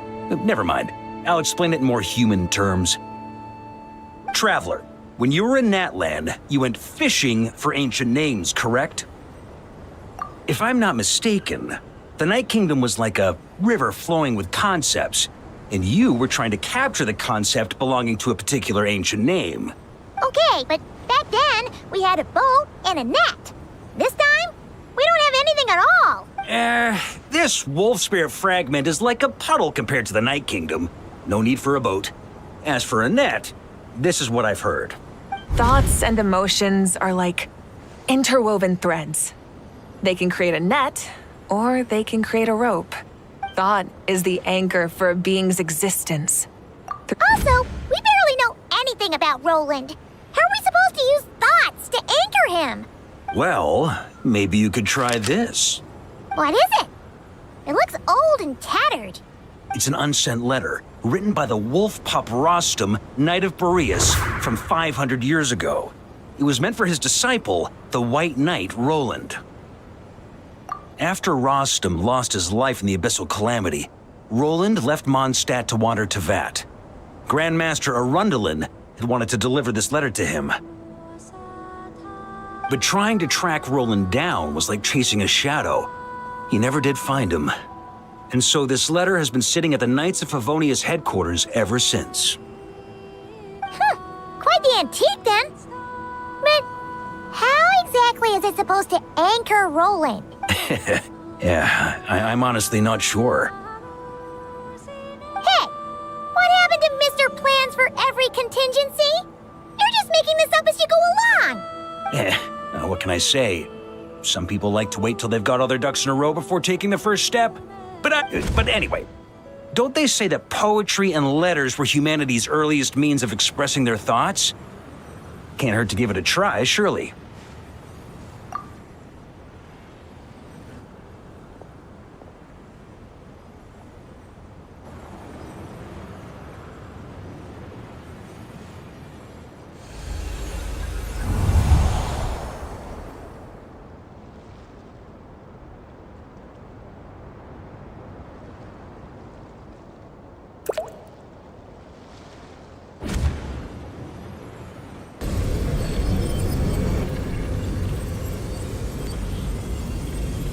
Whoa, it actually worked? You really are making this up as you go along. So the assimilation of souls really can be reversed, just like he said.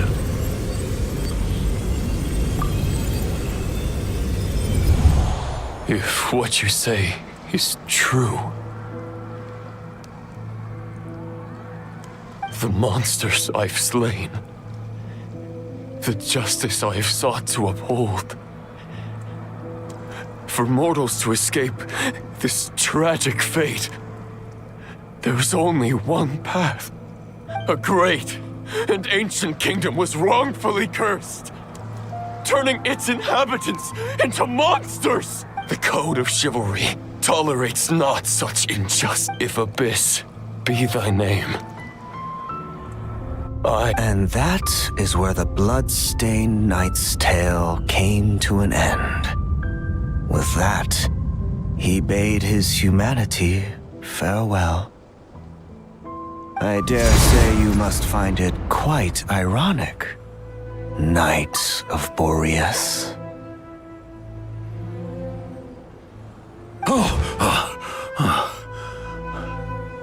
That I, Dainsleif? No. It bore a striking resemblance, but that wasn't him. While we gazed into the past, he was gazing right back at us. Could it be? So that's what happened. After leaving Mondstadt and wandering the land, Roland ventured underground and saw a revelation from the visionary. Once he had learned of Conria's fate, he saw the gods' judgment as the greatest injustice. So he surrendered himself to the Abyss, giving them his knowledge, his power, his everything. That's why the Abyss can replicate him. Uh-oh. Does this mean we have to take on the visionary this time? I'm inclined to agree. If our enemy could see the future, both the Wild Hunt and Roland would be acting with far more lethal precision. But even without the Visionary's input, Roland still has an intel advantage we can't afford to underestimate. Every minion of the Wild Hunt serves as Roland's eyes and ears. We need to think one step ahead if we want to outmaneuver him. And on that note, I have a plan I want to discuss with you. Well, the fewer people who know, the less likely it is to get leaked. Besides, it wasn't a fully formed plan back then.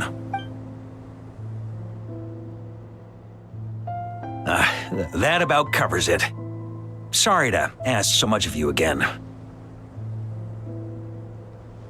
No plan is free of risks. At least this one actually gives us a shot at fully eliminating the danger posed by this ancient god.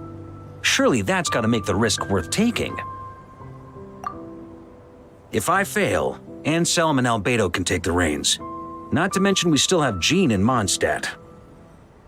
Oh, there has to be another way! Like a backup plan? If only there were. But I don't think our enemy will give us enough time to find one. Hey! Are you guys done here yet?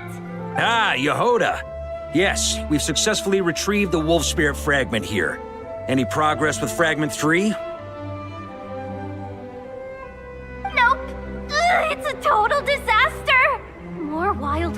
monsters that I've seen in my whole life. We need backup urgently. Come quick! Come on, we're out of time. You'll just have to trust me on this one. What can I say? I'm not the Grand Master for nothing. I'm counting on you, Honorary Knight.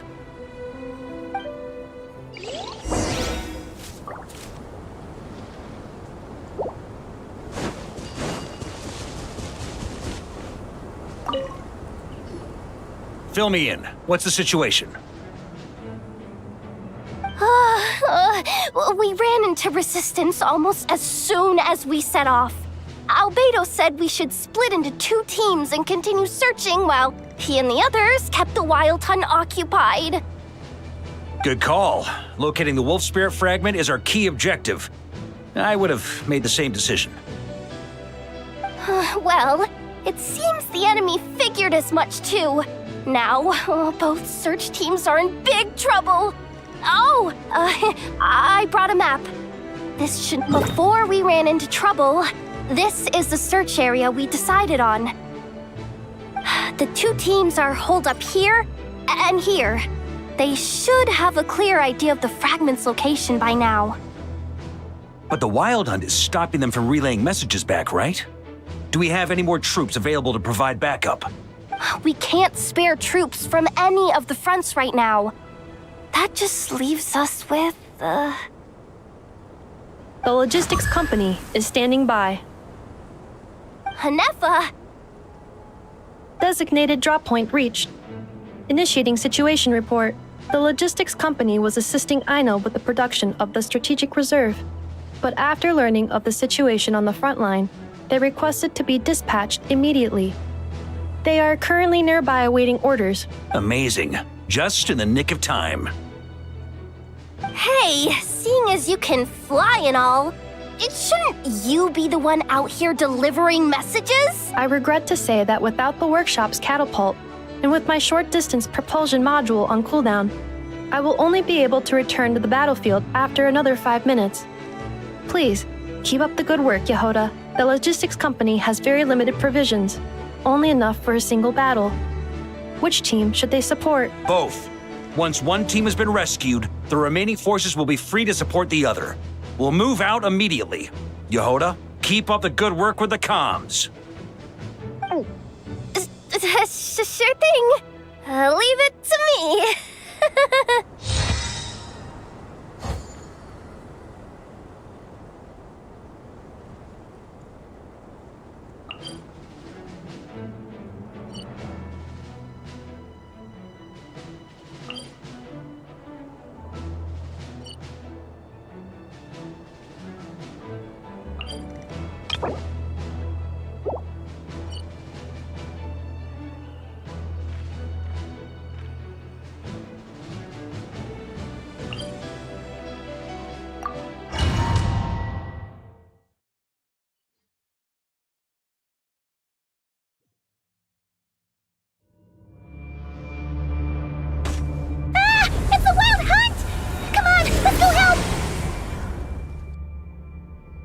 Something's not right.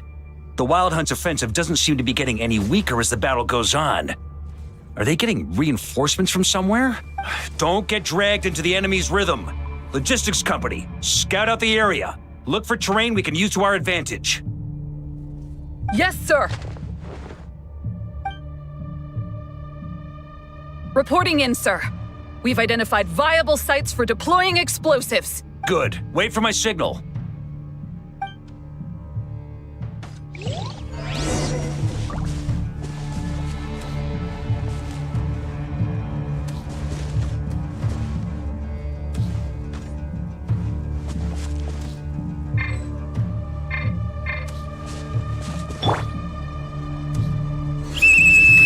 Logistics company, deploy!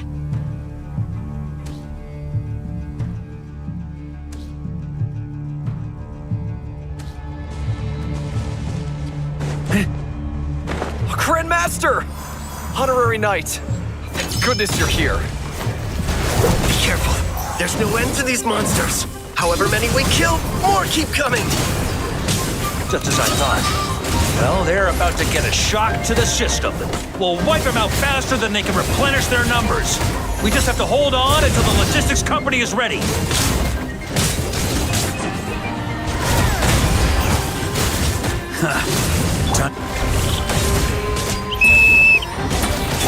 Is that the signal to say they're ready?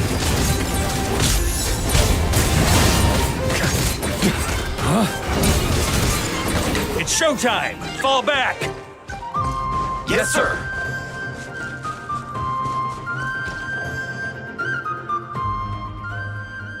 Ready? Fire!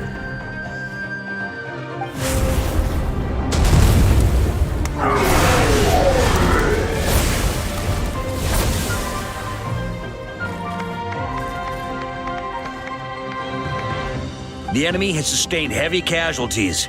Should be a while before they're strong enough to pose a real threat again. Use this time to catch your breath and fill me in on everything you've learned. Yes, sir. We've narrowed down the search area for the final fragment to this zone here. That's not exactly very narrow. We split the search area between us and the Retniki. Maybe... Either way, I was about to go lend them a hand next anyway. Do you think you got... Absolutely. Good to go, Grandmaster. We've run right through our supplies. We'll stay here and deal with it. Now that they've lost their numerical advantage, they're no match for us. Focus.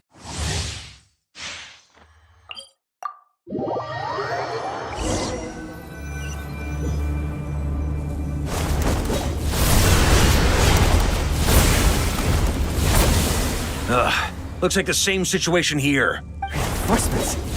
Hey, you keep them busy while we work on getting rid of this god-awful mist. Understood. Everyone got that? It's up to us to hold them off. Yes, sir!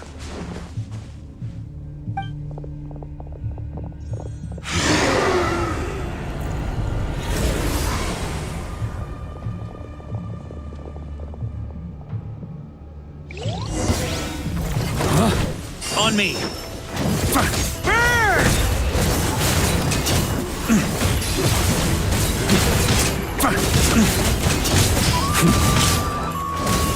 Up the ante!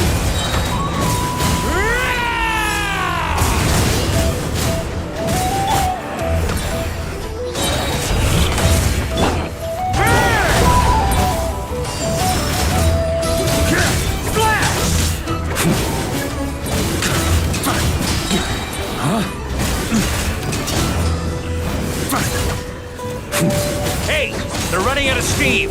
Now's your chance. Affirmative. Sorry to keep you waiting. That's their source. It was hidden in the mist.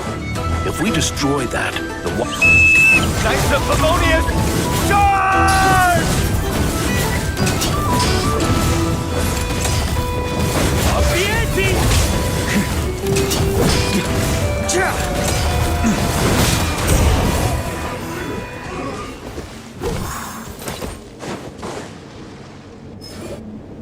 Ooh, I'm glad that's finally over. Brave knights, on behalf of the Lightkeepers, I thank you for your assistance. There's no need to be so formal. When it comes to the Abyss, we're all in this together. Now, please tell me everything you've learned. Very well. We've narrowed down the search area for the final fragment to this zone here.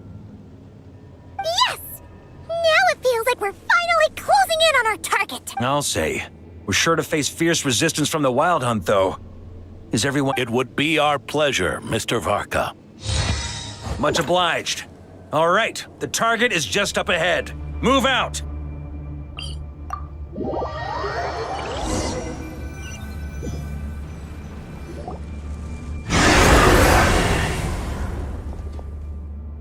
The hiding in the mist trick again. These guys must be easily amused. You all know the drill. The Knights of Favonius will engage the enemy while the Lightkeepers dispel the mist. Everyone, follow my signals. Yes, sir! Lightkeepers, prepare to dispel the mist.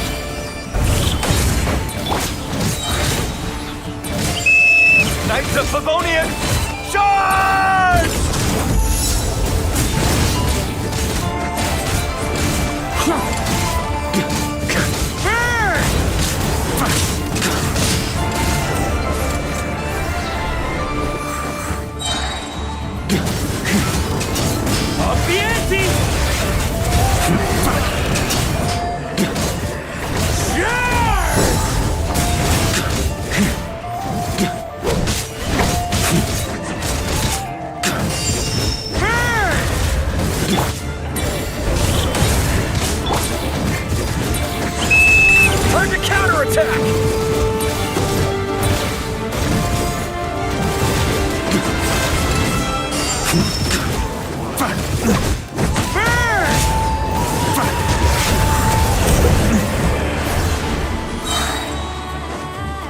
Up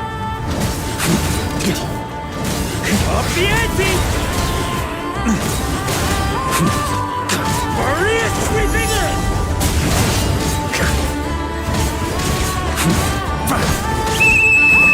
Rally to the Grandmaster! Charge!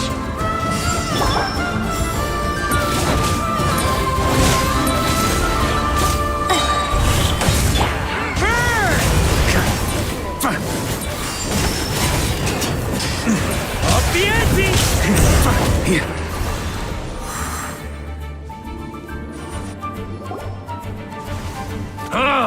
This wild hunt doesn't know when to give up. Traveler! Mr. Varka, leave this to us. Just like last time. Only a Knight of Boreas can deal with a wolf spirit, right? Don't underestimate us, Grandmaster. We can hold our own. Huh, that's the spirit. Stay on your toes and make the Knights of Favonius proud.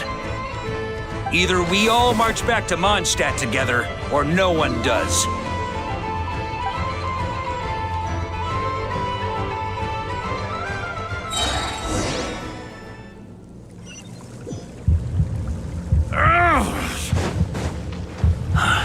The final fragment is right there.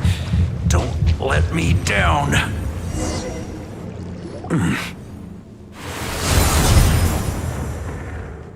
It seems you have collected them all, Knight of Boreas.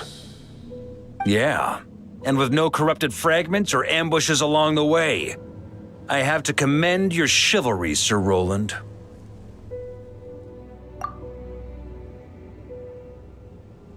A true knight does not resort to underhanded tactics. Were this body not a false one created by the Wild Hunt, nor would I countenance those monsters to taint our duel with their presence. If you need a moment to rest, take it. Victory will be mine. Save your breath. If you want to fight, let's fight! As you wish. Then let us settle our unfinished duel, here and now. Is everyone all right?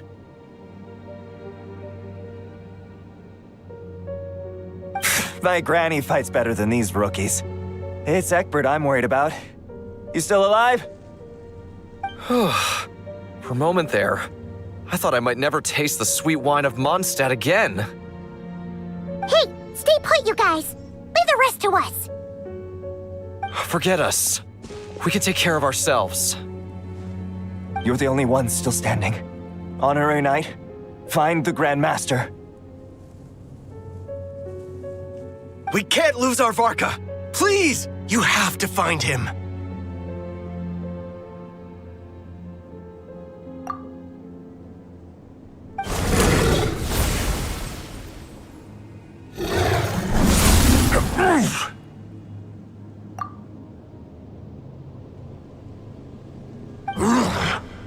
You're holding back, Knight of Boreas. This duel does no justice to the way of chivalry. I wield the power of a god, while you dare not swing your sword with true intent. If you continue on this path, you will die. Your plan is doomed to fail. How can a helpless lamb hope to tame the heart of a wolf, when the wolf has seen through the lamb's plan? Ha ha ha! You're on to me already, huh? Andreas's question, Boreas's answer, the means to bear a soul. I knew it all 500 years ago. Though the false path may be wide and welcoming, only destruction lies at its end. It is time to crush your futile hope!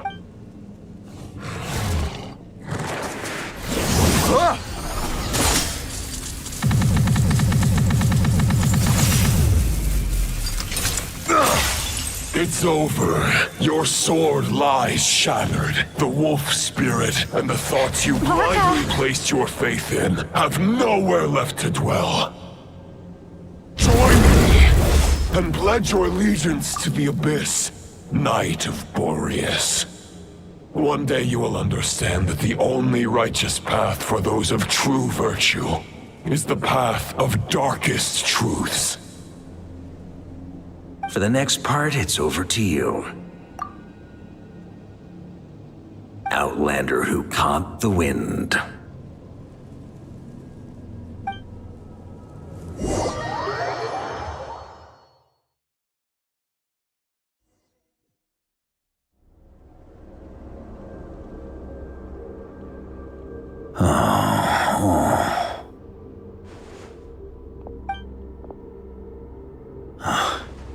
The sword is unbroken, but I can't sense the wolf spirit.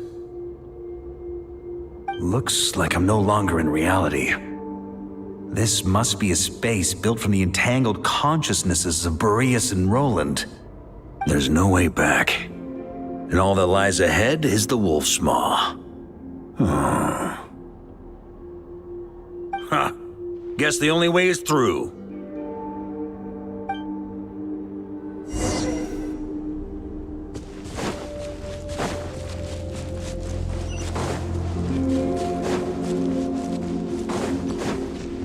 A Favonius sword?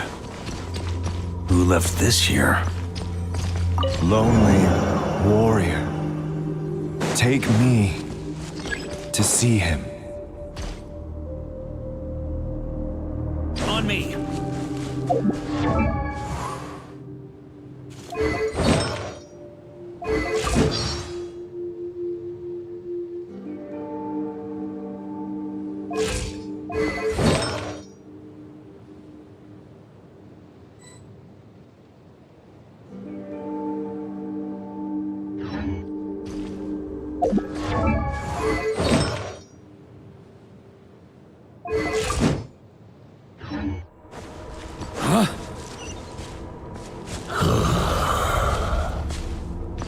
No matter the epoch, the world is awash with corruption and injustice. I have aided the oppressed and righted many wrongs. I have slain sinners and delinquents. I have slaughtered tyrants and demons. But however mighty one's blade, the great injustice of fate, a mere mortal can but bow their head. There is only one way to save them. Who are you really trying to convince?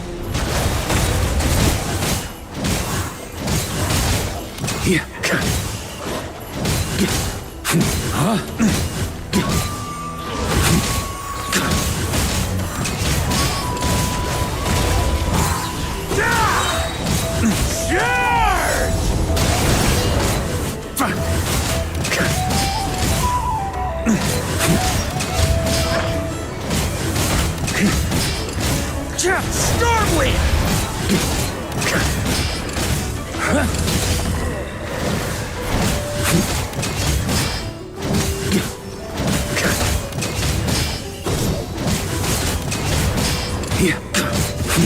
Stormwind!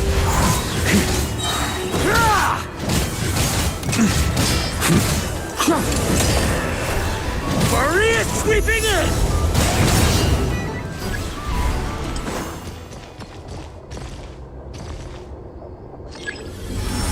This? The fairest shadow? The title of Boreas must find an heir.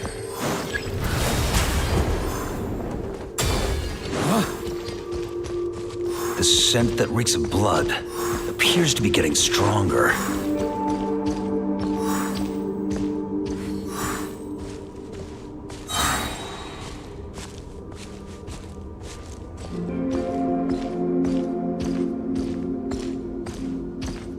On me! Looks like I can just jump right over these obstacles.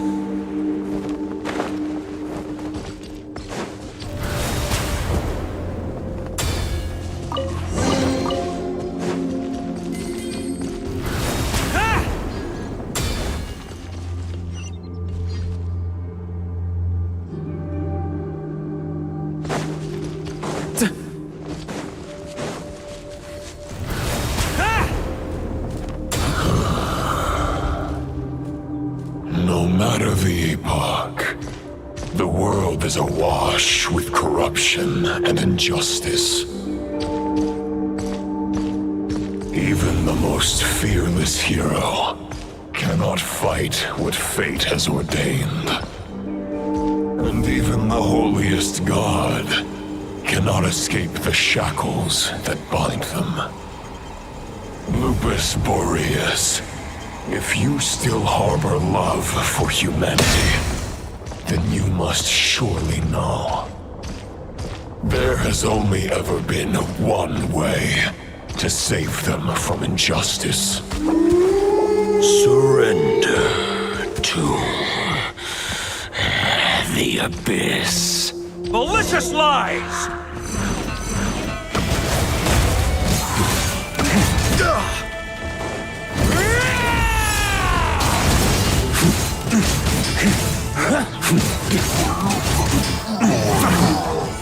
On me! Stormwind!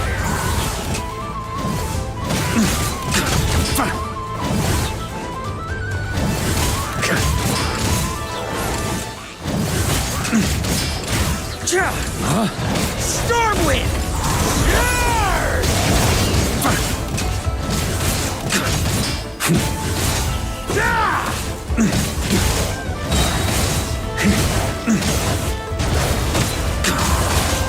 Maria sweeping in! On me!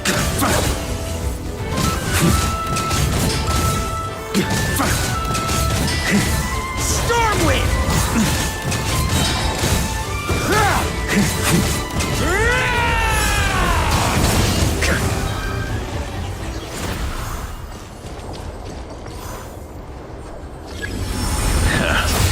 My old friend.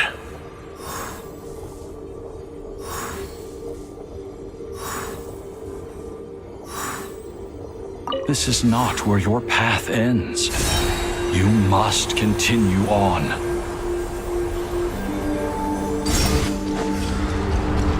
This wind feels less than welcoming. I'd better take shelter.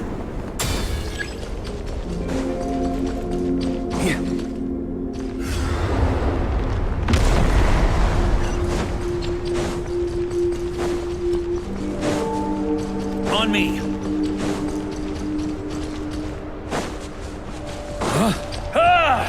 I can't hide from it! You must deliver it.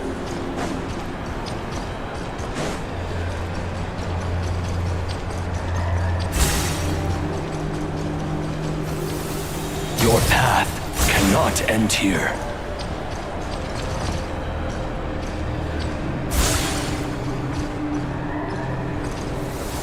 You draw near to the heart of the wolf.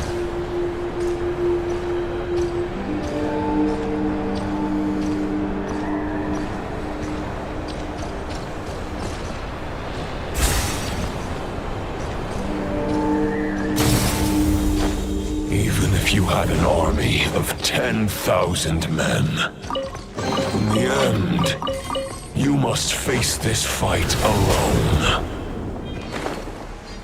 Lonely warrior, step forward.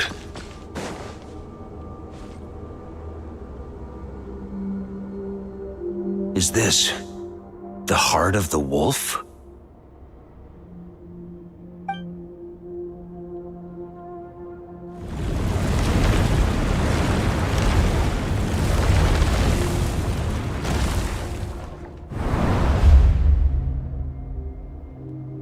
Roland!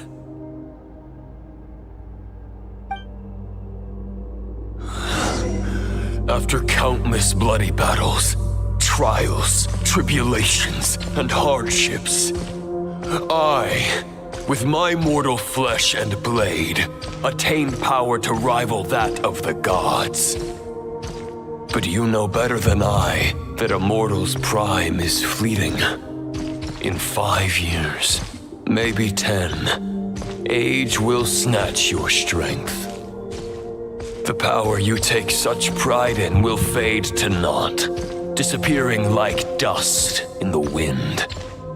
Your fame will be as fleeting as firewood beneath the starry sky. lit at dusk, dead by dawn. Utterly insignificant. Oh yeah? Be that as it may, the fires that burn down here blaze more brilliantly than the light of 1,000 stars.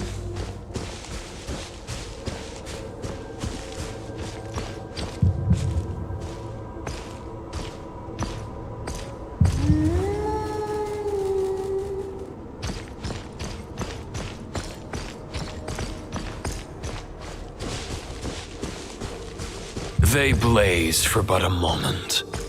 100 years from now, your earthly flame will be long snuffed out. And those you once illuminated will be left cowering in the cold and empty night. Ha! No. They'll remember me in 100 years, just as I remember all of you from centuries ago. That's the thing about firewood. From the embers of a dying flame, a new fire arises, burning bigger and brighter than ever before.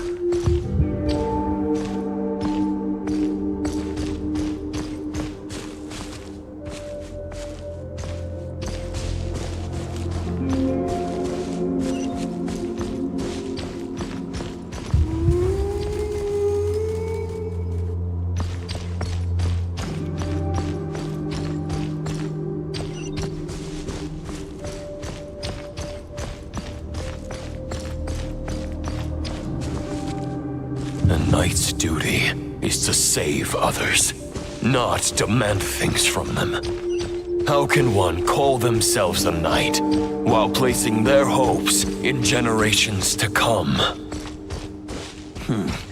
Well, as long as I put an end to you here and now, I won't need to rely on anyone else. Now, show yourself, Roland! Put an end to me? Your body and mind are already at the limit of what they can bear. It is only a matter of time before they yield and crumble. But if this is your final request...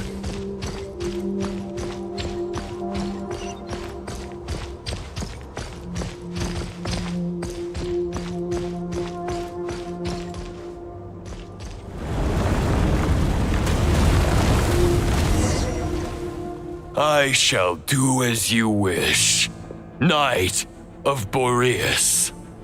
Huh. You're not quite how I imagined you. You don't seem half as crazed as the memories contained in the wolf spirit. Not once have I strayed from the righteous path. But when I look at you, I do not see a hero capable of slaying dragons. Just a lost soul who has wandered far too long. A shadow of the knight you once were.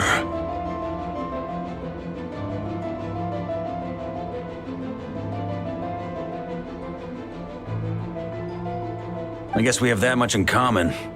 Neither of us are at our peak. The Rayhir of Solmari's forces have been defeated. And the Roland you see is but an imperfect image cast by the Abyss.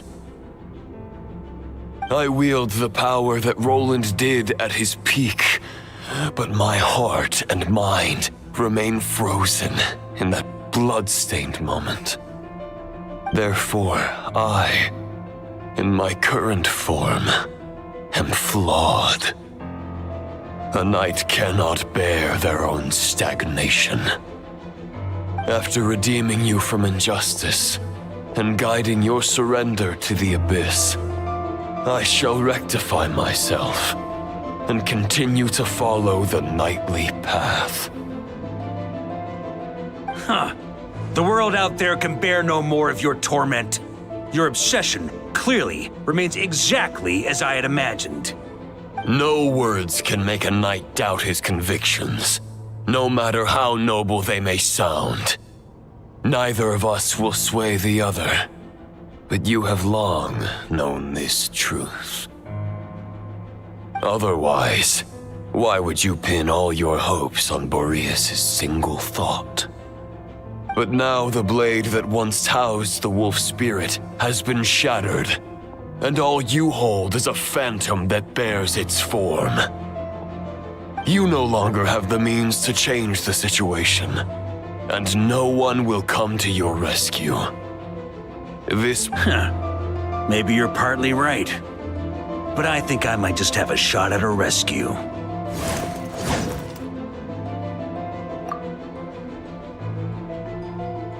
What do you mean? There's only one person's mind I need to change, and it isn't yours. Forgetting where we are? This is the heart of Andrias, god of the North Wind.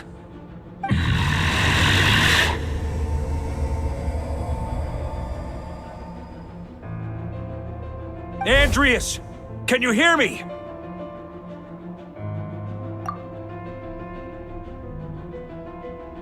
Wake up! You are the great god of the North Wind. How long will you allow yourself to suffer the domination of the Abyss?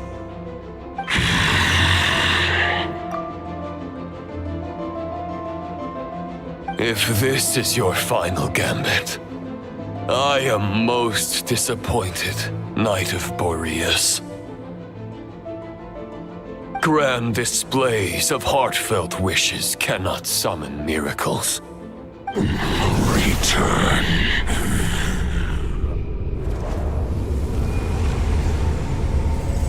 Return to the ley lines.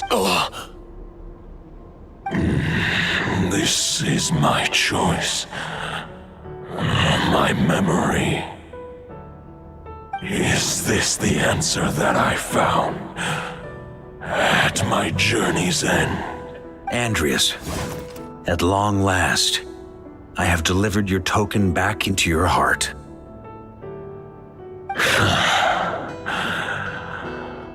A Knight of Boreas. Watch on.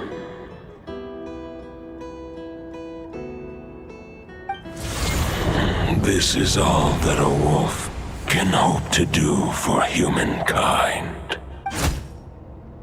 On behalf of all humanity, I thank you, Lord of Wolves. Boreas is returning to the ley lines. But why? Your sword is broken. You no longer have the means to bear his soul. Unless... Begging for miracles is a futile endeavor. I know better than that. But a sword is just one kind of vessel. There are other ways to store a soul.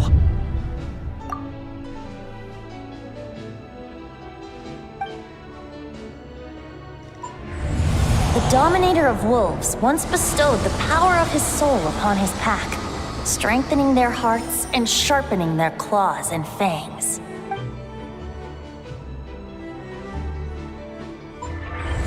Even if it is not my intention, the soul of Lupus Boreas will inevitably ravage, devour, and assimilate a mortal heart.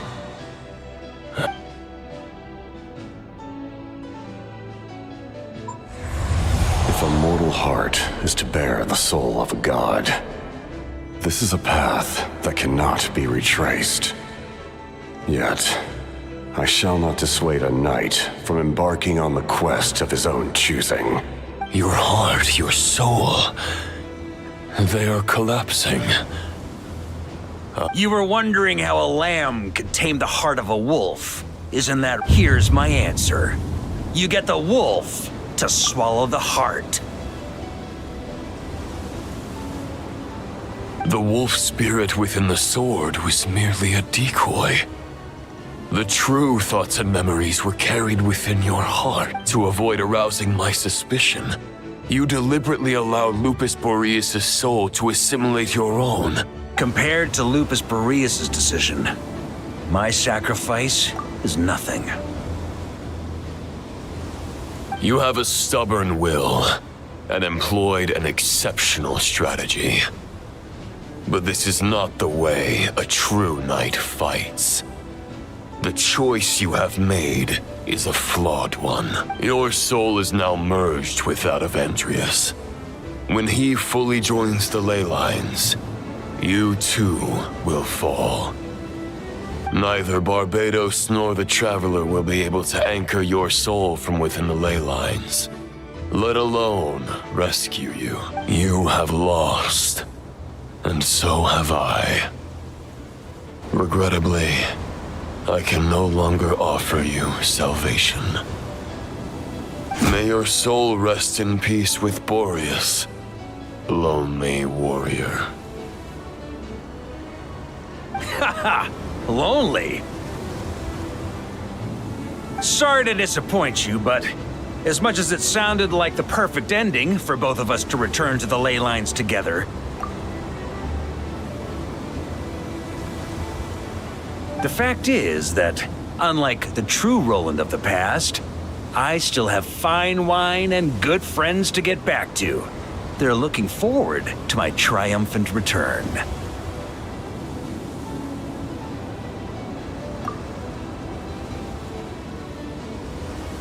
I'm not ready to accept my fate just yet.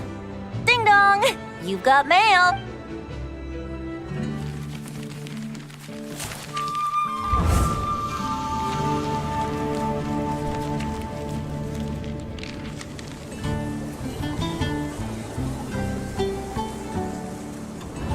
Until I return, I leave them in your care.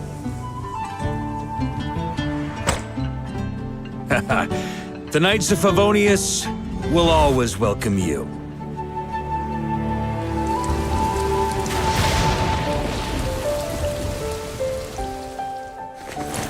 Come on, to Mondstadt. Dear Grandmaster.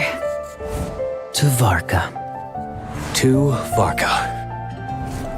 Family. No pig call.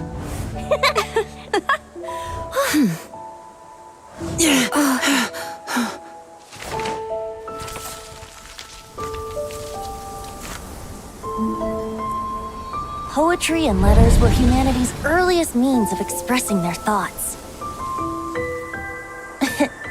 Make sure they all get delivered, Outlander who caught the wind.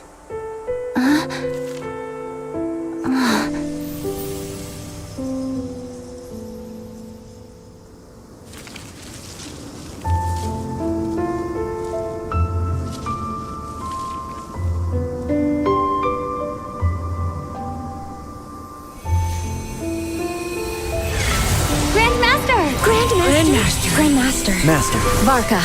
VARKA. Go VARKA! He's the right to us! For VARKA.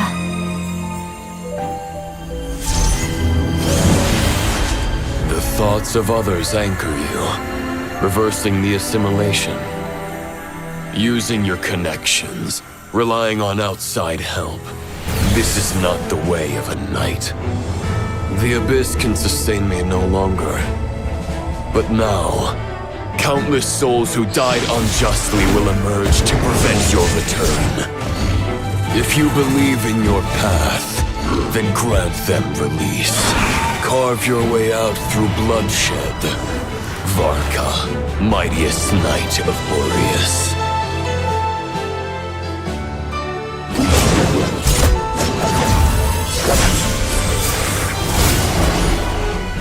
This is how it ends.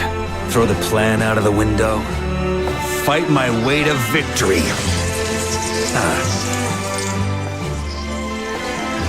Well, that suits me just fine!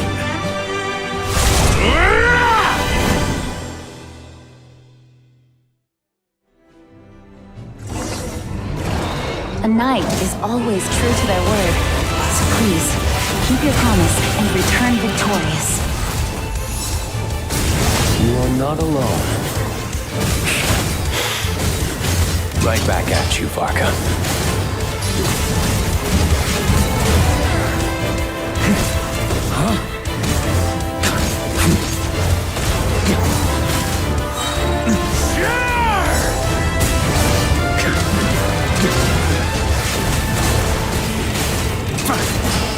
On me!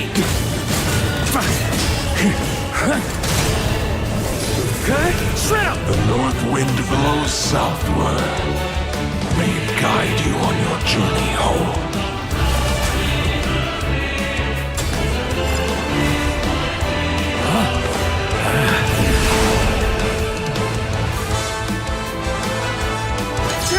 On me! Try to keep up!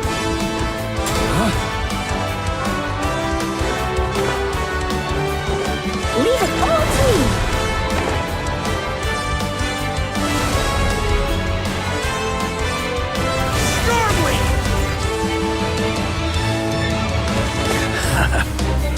On me!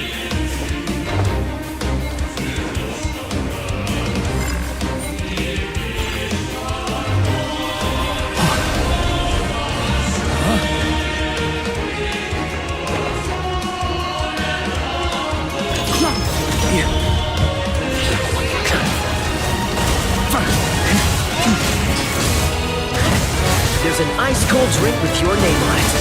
Ready when you are. Don't go dying in a place like this, VARKA.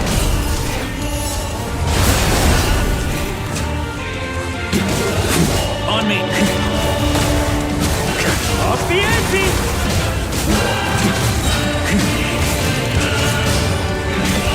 Thunder!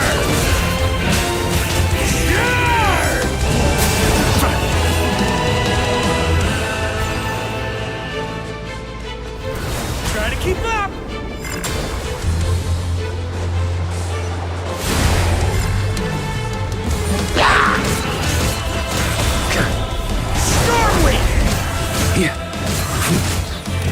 On me!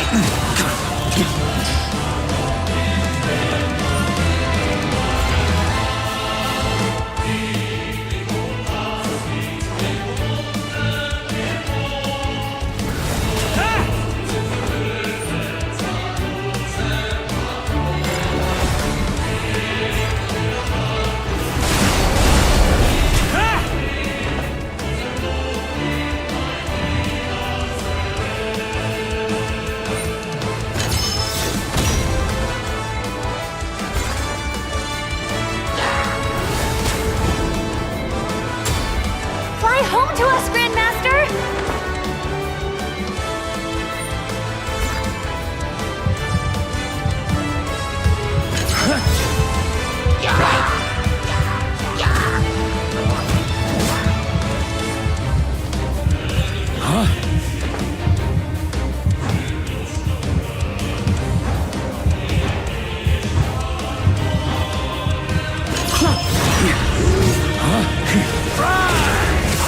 Spread your wings and soar toward a new dawn.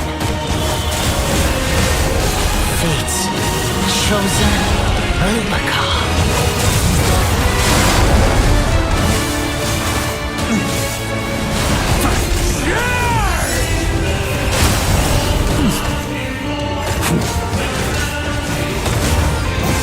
Off the ante! Off the ante!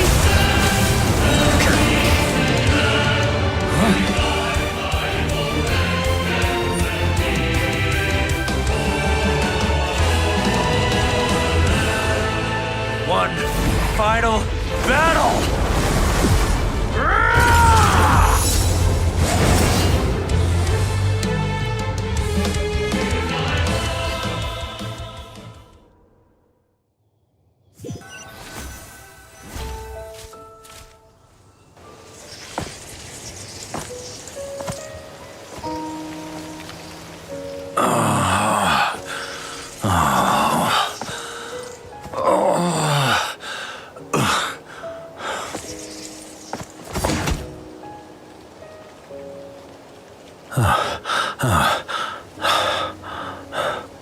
Walk forward and do not look back.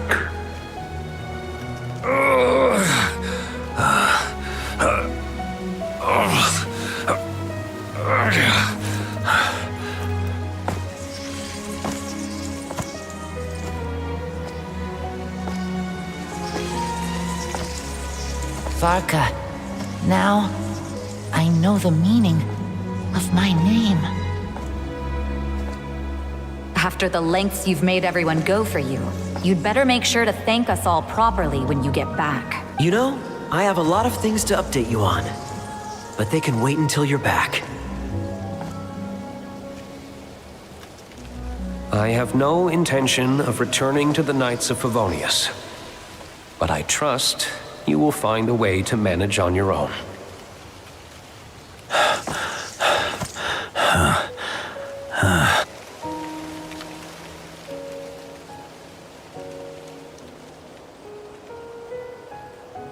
Grandmaster, we're all waiting for you.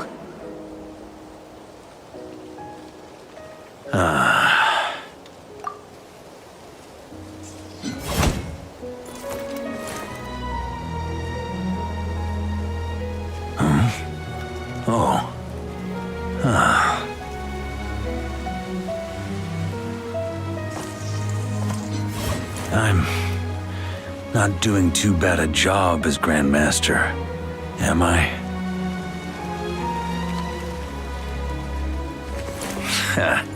I'll take that silence as your approval.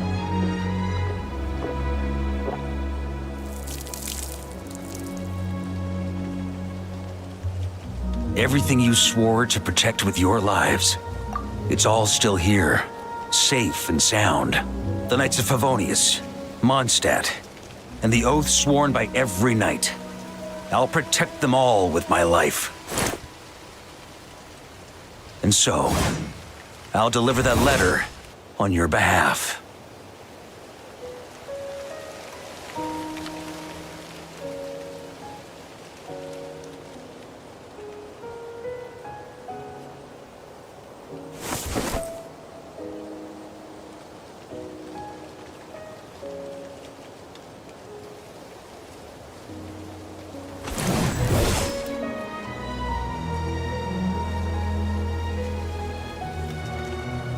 I know it's just a shadow of the real Roland, but if you have the time, could you please read it for him? Rostam and Arundelen, they never forgot you.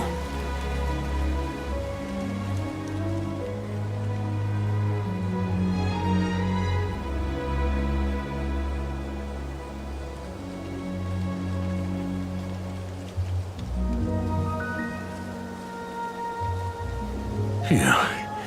This has been one long expedition.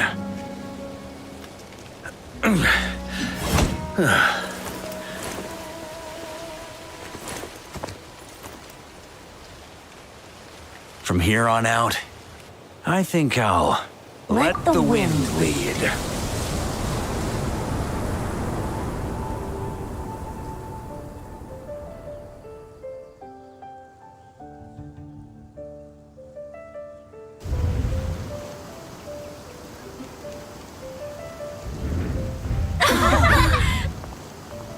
Hey, everyone. It's been a mighty long time. I'm thrilled to see you all again.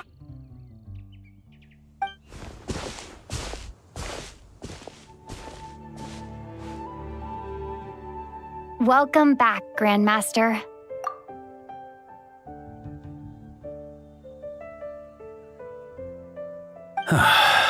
Yeah. I'm home.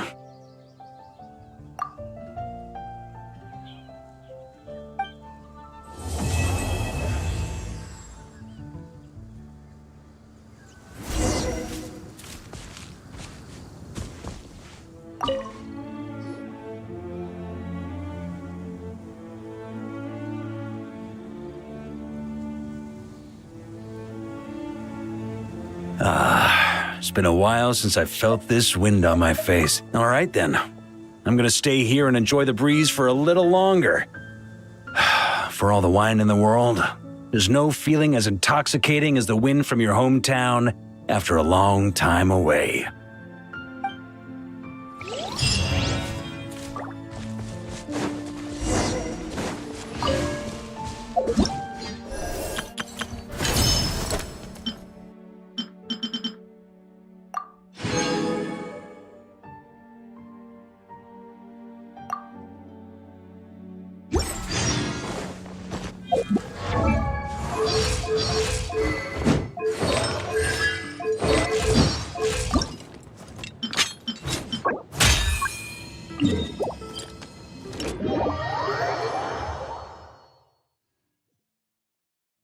me!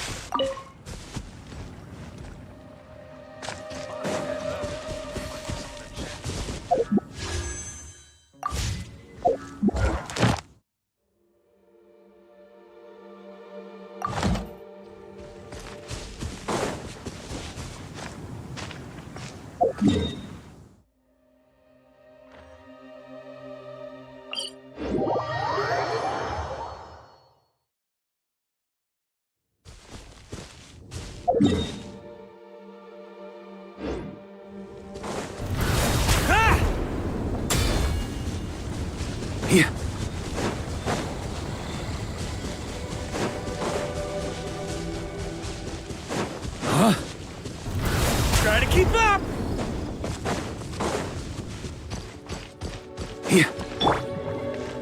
Yoo-hoo! Body, witness the power of Gugwa.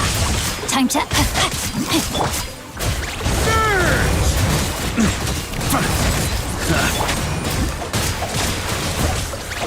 I am outplayed.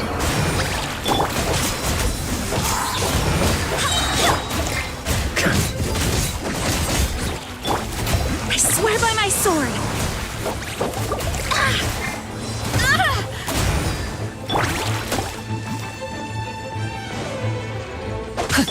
Shower me with thread! On me!